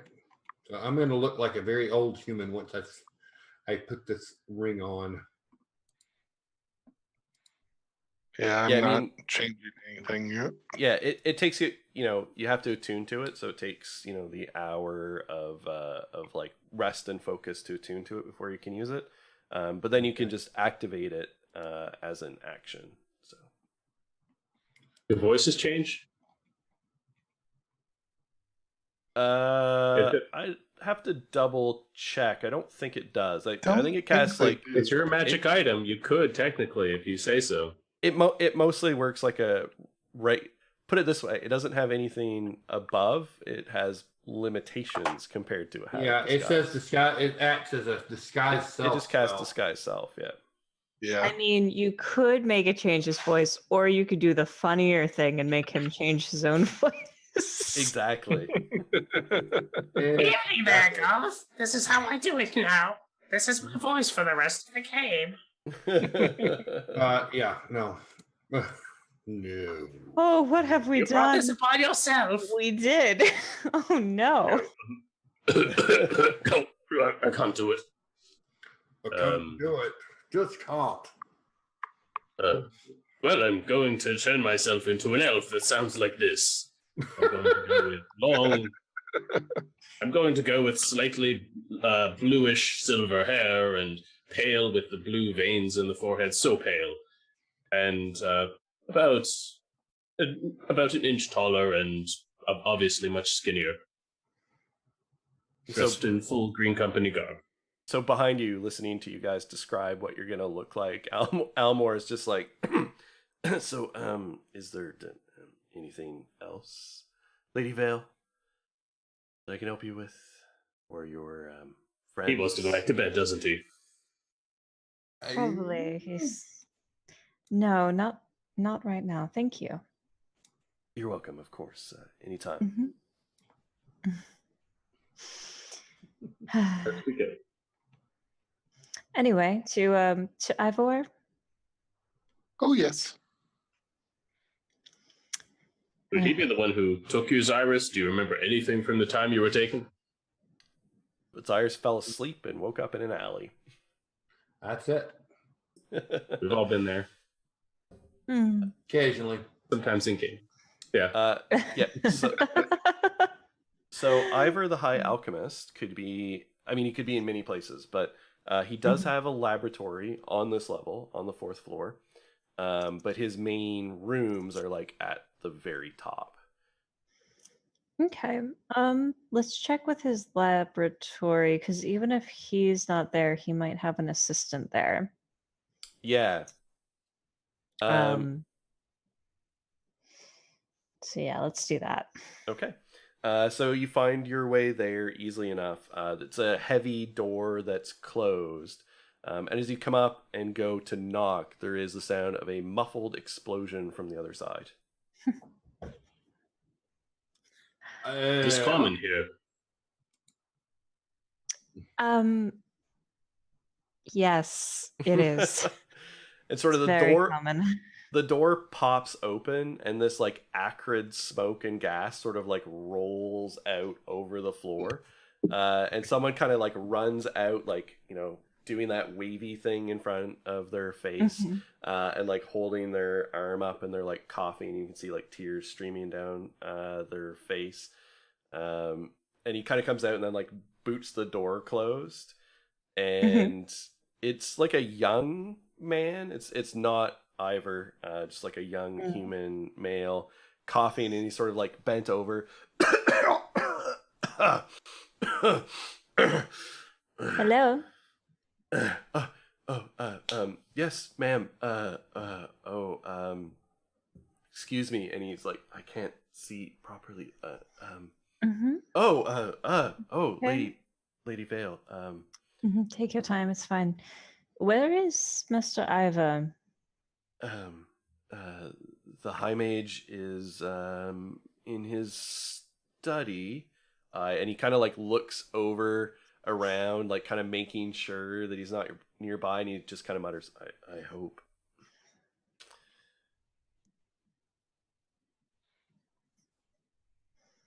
Okay. And he's looking at you with just like a near state of like barely restrained panic. It's okay. You don't have to be afraid of me. I just rather mucked something up, and Oh. I've been told I'm all thumbs when it I really wanted the alchemy to work. And fortunately, I'm not very well versed in alchemy. Otherwise, I might help you. But I'm sure you just need more practice. Well, You will get it.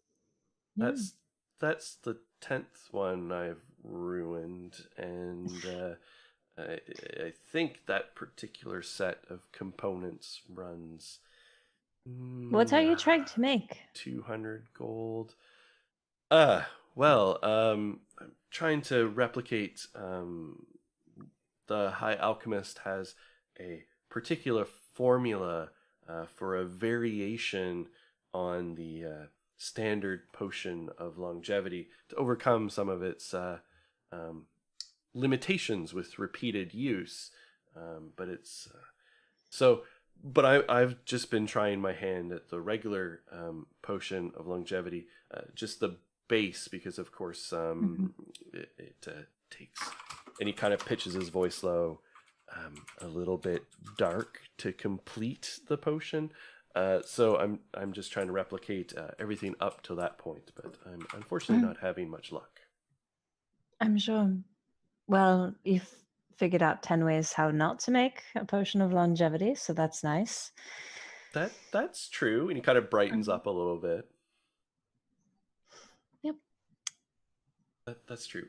So you were looking for the High Alchemist was going to be in his study this afternoon. Okay. We will head there then. Thank you. I'll try to hold him off while you clean up your mess. How about that? Thank you. I would appreciate that so much. And if you could not tell him that I mucked this up again, I think I've got enough component to try again. Okay. All right. And I will take them now to the study of Master Ivor. All right. Oh, you're muted. We can't hear you. Or you're So talking to your as cat. we're leaving, I'll just go up and say, "Good luck with that," and I'll cast guidance on him. Excellent. I'm going to give him a bardic inspiration too. Why not? I have them. I should just use. So yeah, he's got a D6. Excellent. You can see him sort of like a weight has been lifted off his shoulder. There's a little bit of a glow about him as he's like got a bit of bounce in his step, humming a tune to go back and try again at the experiments. So Excellent. I'm going to cast protection from poison on him too. Just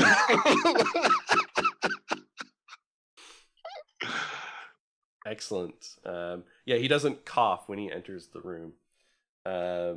So you're led up to the very top, basically the top floor of the tower.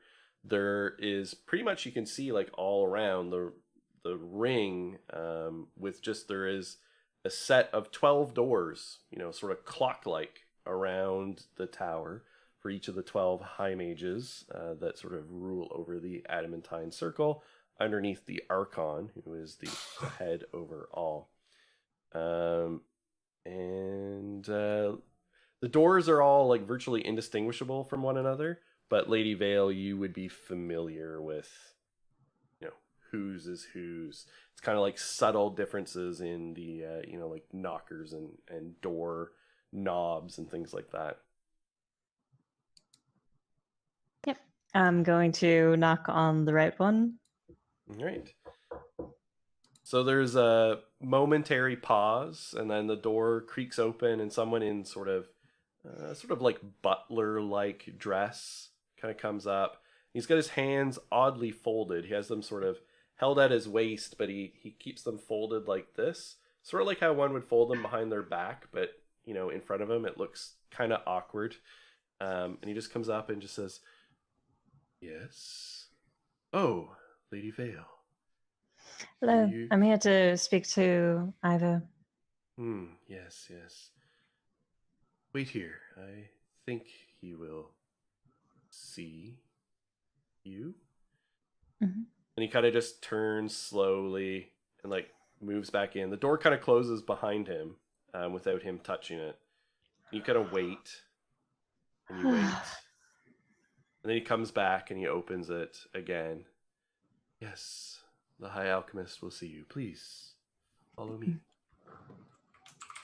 He leads you in through a series of rooms. There's like some sitting rooms, things like that. Everything's just covered with stuff, but it's not messy. It's kind of relatively neat and tidy. Just lots of bookcases are everywhere. And then he leads you back to a back study. It's kind of large and spacious, a large set of windows that look out from the top of the tower. So you can see like mist and cloud sort of scudding by, and the river and city laid out far, far below. And there's a desk with a sort of thin, very tall, fierce male behind it. So he's got the overly broad shoulders, a very narrow waist. He's really thin, even for a fierce, as he's just like kind of shrunk with age. He's got this long beard, hangs down, robes on. There's a staff in a corner. There is a large construct of some kind sort of standing nearby. He's just poring over a tome. He doesn't look up. So as you kind of come in, his head's bowed down over. Yes. Lady Vale. And he kind of just talks for a little moment, gathering his thoughts. Okay. and he closes the book. Yes, Lady Vale, what can I do for you? I believe that you took something that belonged to these gentlemen. And he wasn't even looking at them, sort of at first, was just kind of looking at you, and he looked over, and he just cracks a smile. Yes. Far too dangerous to be in their hands. Far too dangerous indeed. What did you take from them? Oh, a artifact of my distant ancestors from the ages of myth, elder giants, planar artifact, like a giant battery, but also a doorway. Kind of thing that the uninitiated really shouldn't monkey with. I see. And what did you give them in return? A very nice piece of paper explaining that I took it. Can I pull some weight here about like the trade of artifacts? You could. He's at the upper echelon of rank within the tower. And he's kind of a maverick, so he kind of just does what he wants. Because he has like that tenure going on. Yeah, basically, exactly. But yeah, I mean, you could basically try and shame him for, improper acquisition according to the statute, and that sort of thing. That is what I would like to do. All right. Why don't you go ahead and give me, your choice between persuasion and intimidation here. Okay. I will do I will do persuasion. Okay. And I'm Can gonna I assist with that? You could. Now, how are you going to assist? Because she's sort of using the very details of their order, which you're not familiar with at all.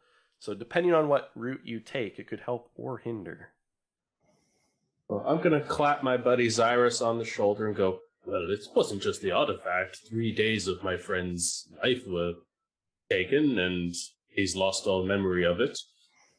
I'd say that's a little something beyond acquiring an artifact. We found him, and he had woken up in an alley. True, Right. I could have been mugged. So for that, Lady Vale, you have advantage on your persuasion check. Hooray. Okay. First roll is an 18 plus 5 is a 23, and second roll is a 4. So a 4 plus my 9. So I'm going to take the 23. Yeah, absolutely. So yeah, you're citing, chapter and verse on the proper acquisition of artifacts, that kind of thing. Yeah. Yeah, okay. Absolutely. It's just like I do contracts all day, so it just pours out of my mouth. Like we just watch his eyes glaze over, his subtle libertarian eyes. Just yeah. All our eyes glaze over. You sort of get 3/4 of the way through, and he's like starting to do the yes, yeah, I know that. Yeah. I don't think anyone is disagreeing that you took it. It's just it wasn't a fair trade. True. Exigent circumstances, that sort of thing. And your friend, lack of memory was asleep the whole time. So, no memory I didn't monkey with memory or anything. But I got left in an alley. Well, he got left in an alley. Only when you were in a pocket plane and you popped out. Anyway, I'm more than happy to facilitate a contract in exchange. Yes, I think that would be fair. Resources, monetary recompense. We can ensure that our fine adventuring friends here are adequately compensated. Finder's fee for said artifact. I'm sure every T will be crossed and I dotted. Absolutely. I turn to them. What do you want? Perhaps a trade for something that friend Dark here wishes. Ah, well, if it is within my power or ability and seems reasonable, I think that we can make that happen. Well, in no way I believe we're going to get an equivalent exchange for bringing you the art of the fierce artifact. I would be willing to do other work if necessary. My body is not going to do me much longer. I feel my age has reached its peak and I need to reverse that. And I've heard that there are alchemical means that would be able to achieve this. I've also heard there may be some darker requirements. Well, the alchemical preparations for reducing one's age and restoring that youthful vigor and vitality does indeed require, well, life comes at a cost. The sacrifice of a sentient humanoid is required in order to extract the still living heart to distill into the essence of the alchemical preparation. What quality of heart does this spell need? Sentient humanoid. Mm-hmm. No requirement of them to be innocent. I mean, do we look like we're judging that kind of thing? Yeah, you could probably just pick up a convict. Yeah. Yeah. I'm thinking it might be more poetic if one of these assassins after me happens to fall into our hands and we have another prisoner. Sounds good to me. We already have a prisoner.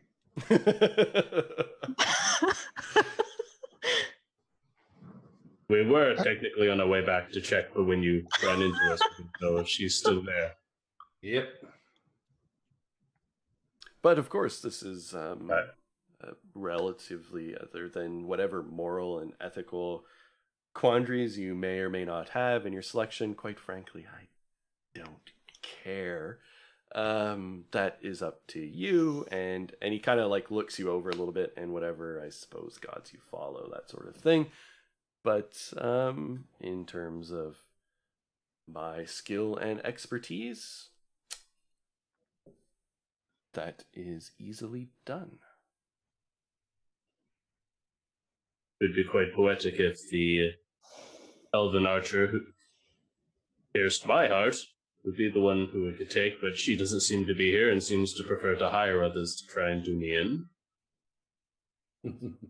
And as I said, the ethical implications and poetry of whoever you select is just your business, and frankly, I find it a little boring. Well, now I'm just picturing you standing over a body, screaming for their life, going ho-hum. A rather disturbing image. That's what muzzles and gags are for. And a sleep spell to knock them out. I mean, there's many, Friend Dark, I am not sure this is a trade you actually want.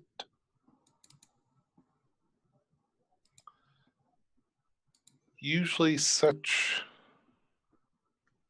requirements have long-lasting implications. I understand, Lily. This is something I've known would have to happen for months now. And I don't require you there to witness it if it makes you uncomfortable. You will do as you wish. Well, if we're done with sophomore functional and practical morality, which of course is a course that you could take, I don't teach, and because I think it's all utter bullshit. Anyway, such discussions are for you to have on your own time amongst yourselves and, not wasting mine.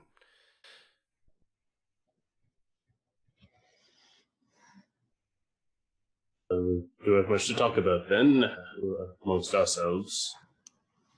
I've already been on this earth hundreds of years, so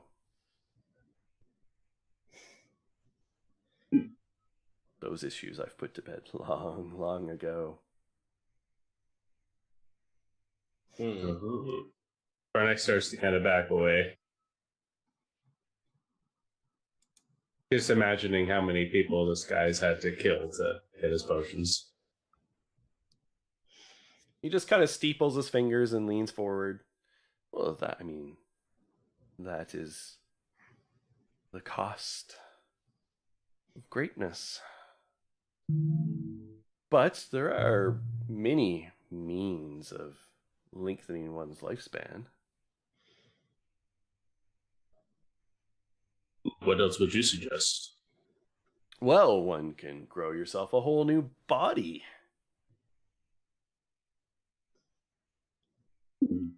Would that be more or less cost effective than this? Oh, it is much more expensive. No, I believe I am quite okay with a low-quality heart of a sentient creature being ripped from their chest.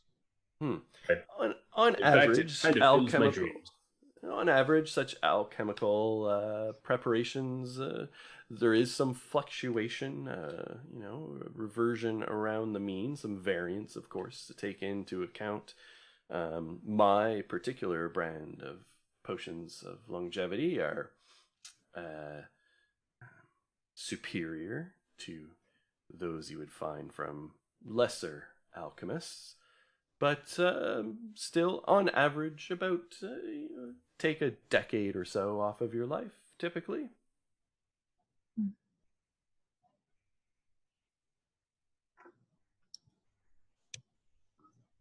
Giving me much to think about, and other than creating a new body for myself, or allowing someone to kill me and then reincarnate me, which seems to be an even harder one to do, there is much to think about.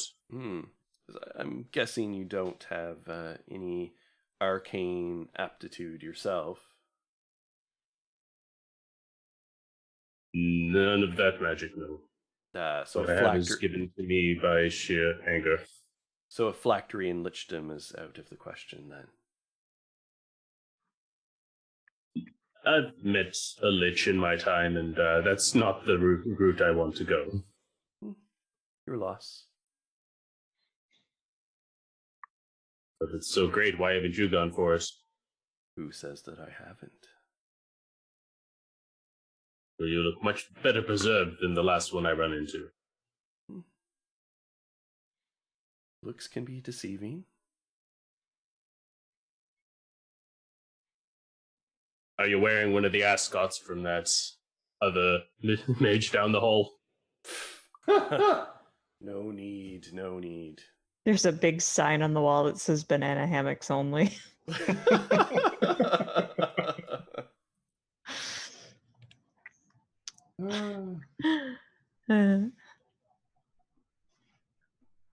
Dibs on the next assassin, then. I believe we have the information that I need here, unless there's anything else any of you wish to get in the ways of potions. There's nothing I need. I, of course, don't handle mundane trivialities.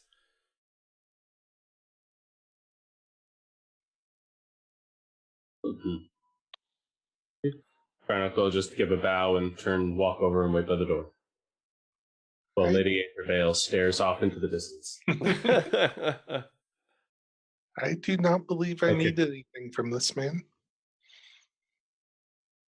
The glowing sign appears above her head, just AFK.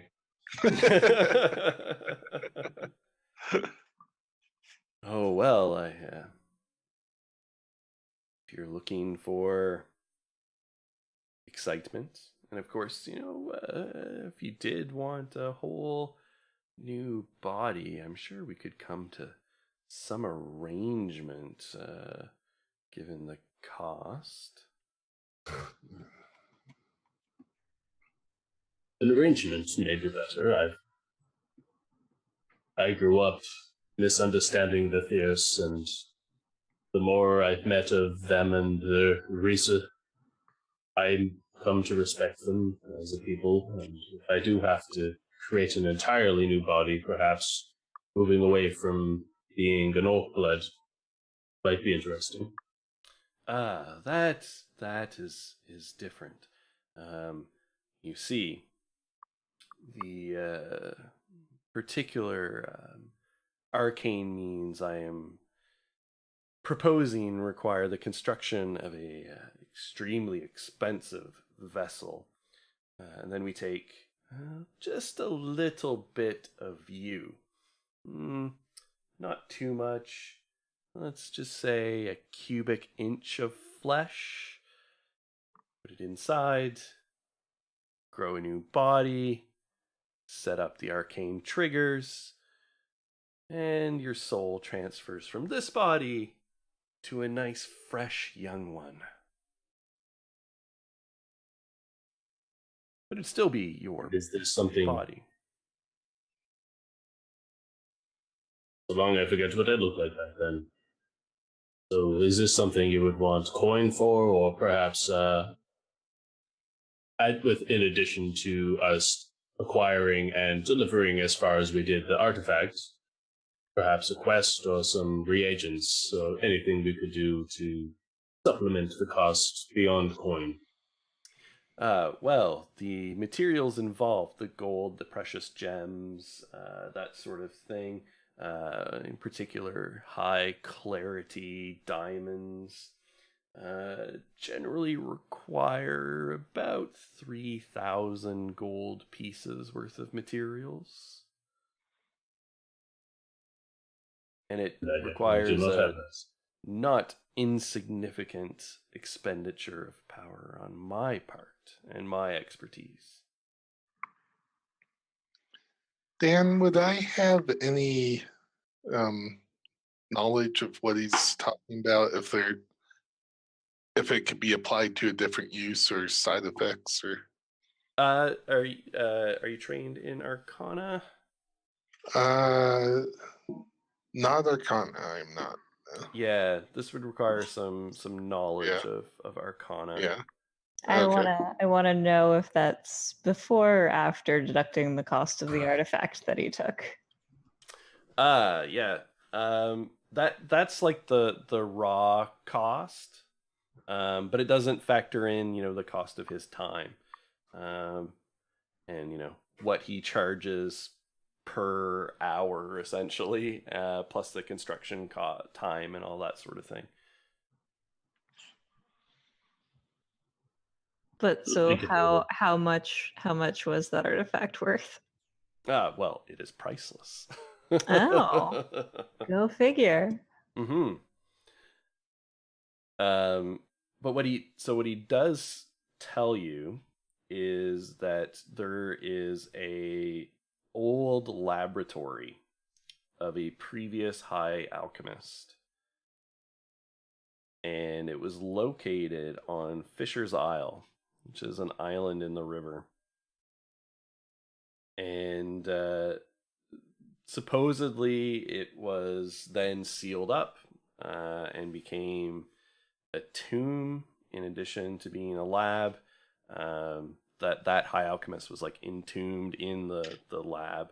And the exact location was lost to the Adamantine Circle. But he is quite certain from what he understood that it is absolutely full of, the kinds of things that you would need to do this.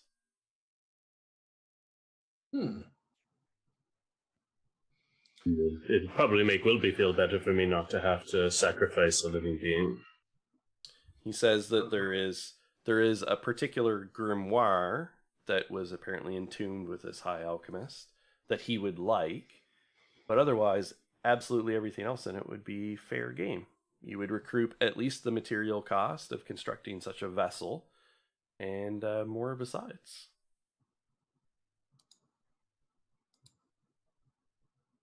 It seems like And- a acceptable offer.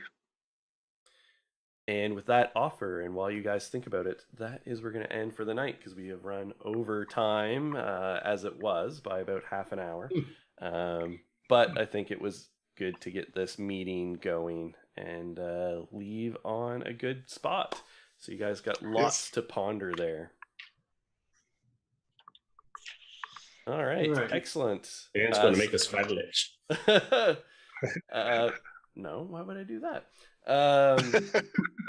He doesn't seem evil, maybe. So thanks everyone for watching who tuned in. Thanks to all my players for joining and making this so wonderful. We can go around, and I think probably a few people may or may not have, things to announce, things they want to shout out. So Marcy, anything to promote of all the many wild things that you are doing? Of all the wild things we are doing right now, nothing to promote right now. We have a member of Owl of Lycia who is out for the month, so we're taking a break. Okay. Yep. We just, for the Phantom Roll booth, reached Twitch affiliate status. Colin, yay! Colin, when did that happen? Like just now, or it just happened now? Excellent. While Phantom Roll booth was in our chat, so right. Excellent. So yeah, it happened like 20 minutes ago. So that's exciting. Gonna be doing, and this is important, the suicide prevention stream with Cast Together. I have a slot open for 8 to 11 a.m. on Sunday. That's this Sunday, 8 to 9. I have 2 players down. I have 2 slots left. So if anybody wants to jump in on that, yeah, that's EST. So if you're available, come on down. So yeah, if you want to do it, Dan, that means I only have 1 slot left. Yay! Yeah, absolutely. Which day? Sunday, 8-9, and it's from 8 to 11 a.m. is my time slot. And I think we're going to do Cypher System, and it's probably going to be really underwhelming superheroes in the face of insurmountable odds. As I am wont to do. Nice. I'll tentatively volunteer. Sure. Yeah, if you oversleep or something, that I just have 3 players. No, I could definitely do it a Sunday morning. Okay. And then the last thing that I have going on tomorrow, we have one of my favorite games to play in. It's where I get to play a roller derby trash princess named Helena, a game called Scion, run by Bag of Snails, and played in by also Colin and Kristen Avery. And that's going to be I think we play at 8 p.m. EST. That's what I have going on. Perfect. Excellent. Lots. Anything at all. Nothing. Yeah, not at all. Nothing at all. That's not counting like the Invisible Sun stream on like Saturday night. Yes, that will I'm be. going to have to tell my son about the Invisible Sun stream because he's very interested in that now. Absolutely. Well, Grant is now running 4 of them. So he's added a 4th. Mm-hmm. Oh yeah, that's right, because it's Patreon. Because of Patreon, yep. So yeah, there's one tonight, tomorrow, one on Saturday, and I don't know where the 4th one is getting added in, but it's happening. Yeah, so for anyone, just find Grant Ellis on Twitter, easy to find, and check out those games. I know I'm excited. I backed on Patreon. I think Grant does a lot of good stuff, and these streams are such a cool idea, and I'm super curious, so I wanted to see it. So that would be great. I see Max has thrown up in behind him sort of our variant roles announcement for people to stay tuned for as more information comes out. But we will be doing a Dragon Heist series of streams. 4 groups enter, 1 group leaves, I guess, is sort of the idea. So we'll have 4 DMs, 4 adventuring parties, 4 villains, 1 story. So everything will be one interconnected, semi-competitive / cooperative intercombined style set of convention. streams. Well, the groups will be very up to, if they want to cooperate, they can cooperate. So so we'll leave that up to the groups and how that shakes out. But expect that. We're still finalizing times and dates and things like that. Expect maybe a session 0 end of the month, first week of October. Hopefully will be the actual games. So we'll have, the books will be out by then, and we'll have had the books for a couple of weeks as the DM's getting everything sorted out. Max will be playing, as will Matt and Jeff. Whose groups they are in, we will leave up to surprises. We don't know yet. We will find out. Yeah, I don't even know yet because Yeah, and that's a beautiful background. That's Eric Vulgaris's work. yes, exactly. I was just gonna So say beautiful. He does great work. Yeah, I commissioned Eric Vulgaris to do that. If you need any Twitch overlays, definitely check him out. That work he turned around super quick, super great, super beautiful. He just it's like he read my mind and put it together. So I'm super stoked. So now we hope that I don't have this whole house of cards fall down. That I managed to get it together. We got this. To get this stream going. You think it's hard wrangling 6 people together? We're trying to wrangle, what is it, 24 to 32 at this I point? think it's 24 the last time I thought. 23. I looked. 23. 23. 23 at the moment. Is I it keep seeing new 25 people now? join in the. Well, no, we max out at 24 because that'd be 4 groups of 5 people. I just keep seeing new groups join in, new people joining in the Discord. So that's It's like, it's growing. Yeah, yes. four groups of 5 people plus 4 DMs. So is our max. So yes, but stay tuned for that. And if you're interested, give us a shout out. We might always have people that, you know, we can't actually fit them into schedule, or, you know, people drop out. So it's good to have some spares in our back pocket. And even maybe like last minute substitutions. If someone is sick on a game, we can swap someone in randomly or something. So all right. So Jeff, Matt, Max, do you guys have anything? Yeah, I mean, you guys this are is it. mostly our this is stuff. it pretty much for me right now. Yeah. All right. And so Variant Rolls will be back in 2 weeks. So check us out, same time, same place in 2 weeks, and we'll see where this story goes and find out maybe also what Lewin has found as he's poking around his shady gutter sword contacts. Exactly. All right. Thanks so much, everyone. Thanks all of you for playing, and we'll see you Good soon. night, y'all. Bye.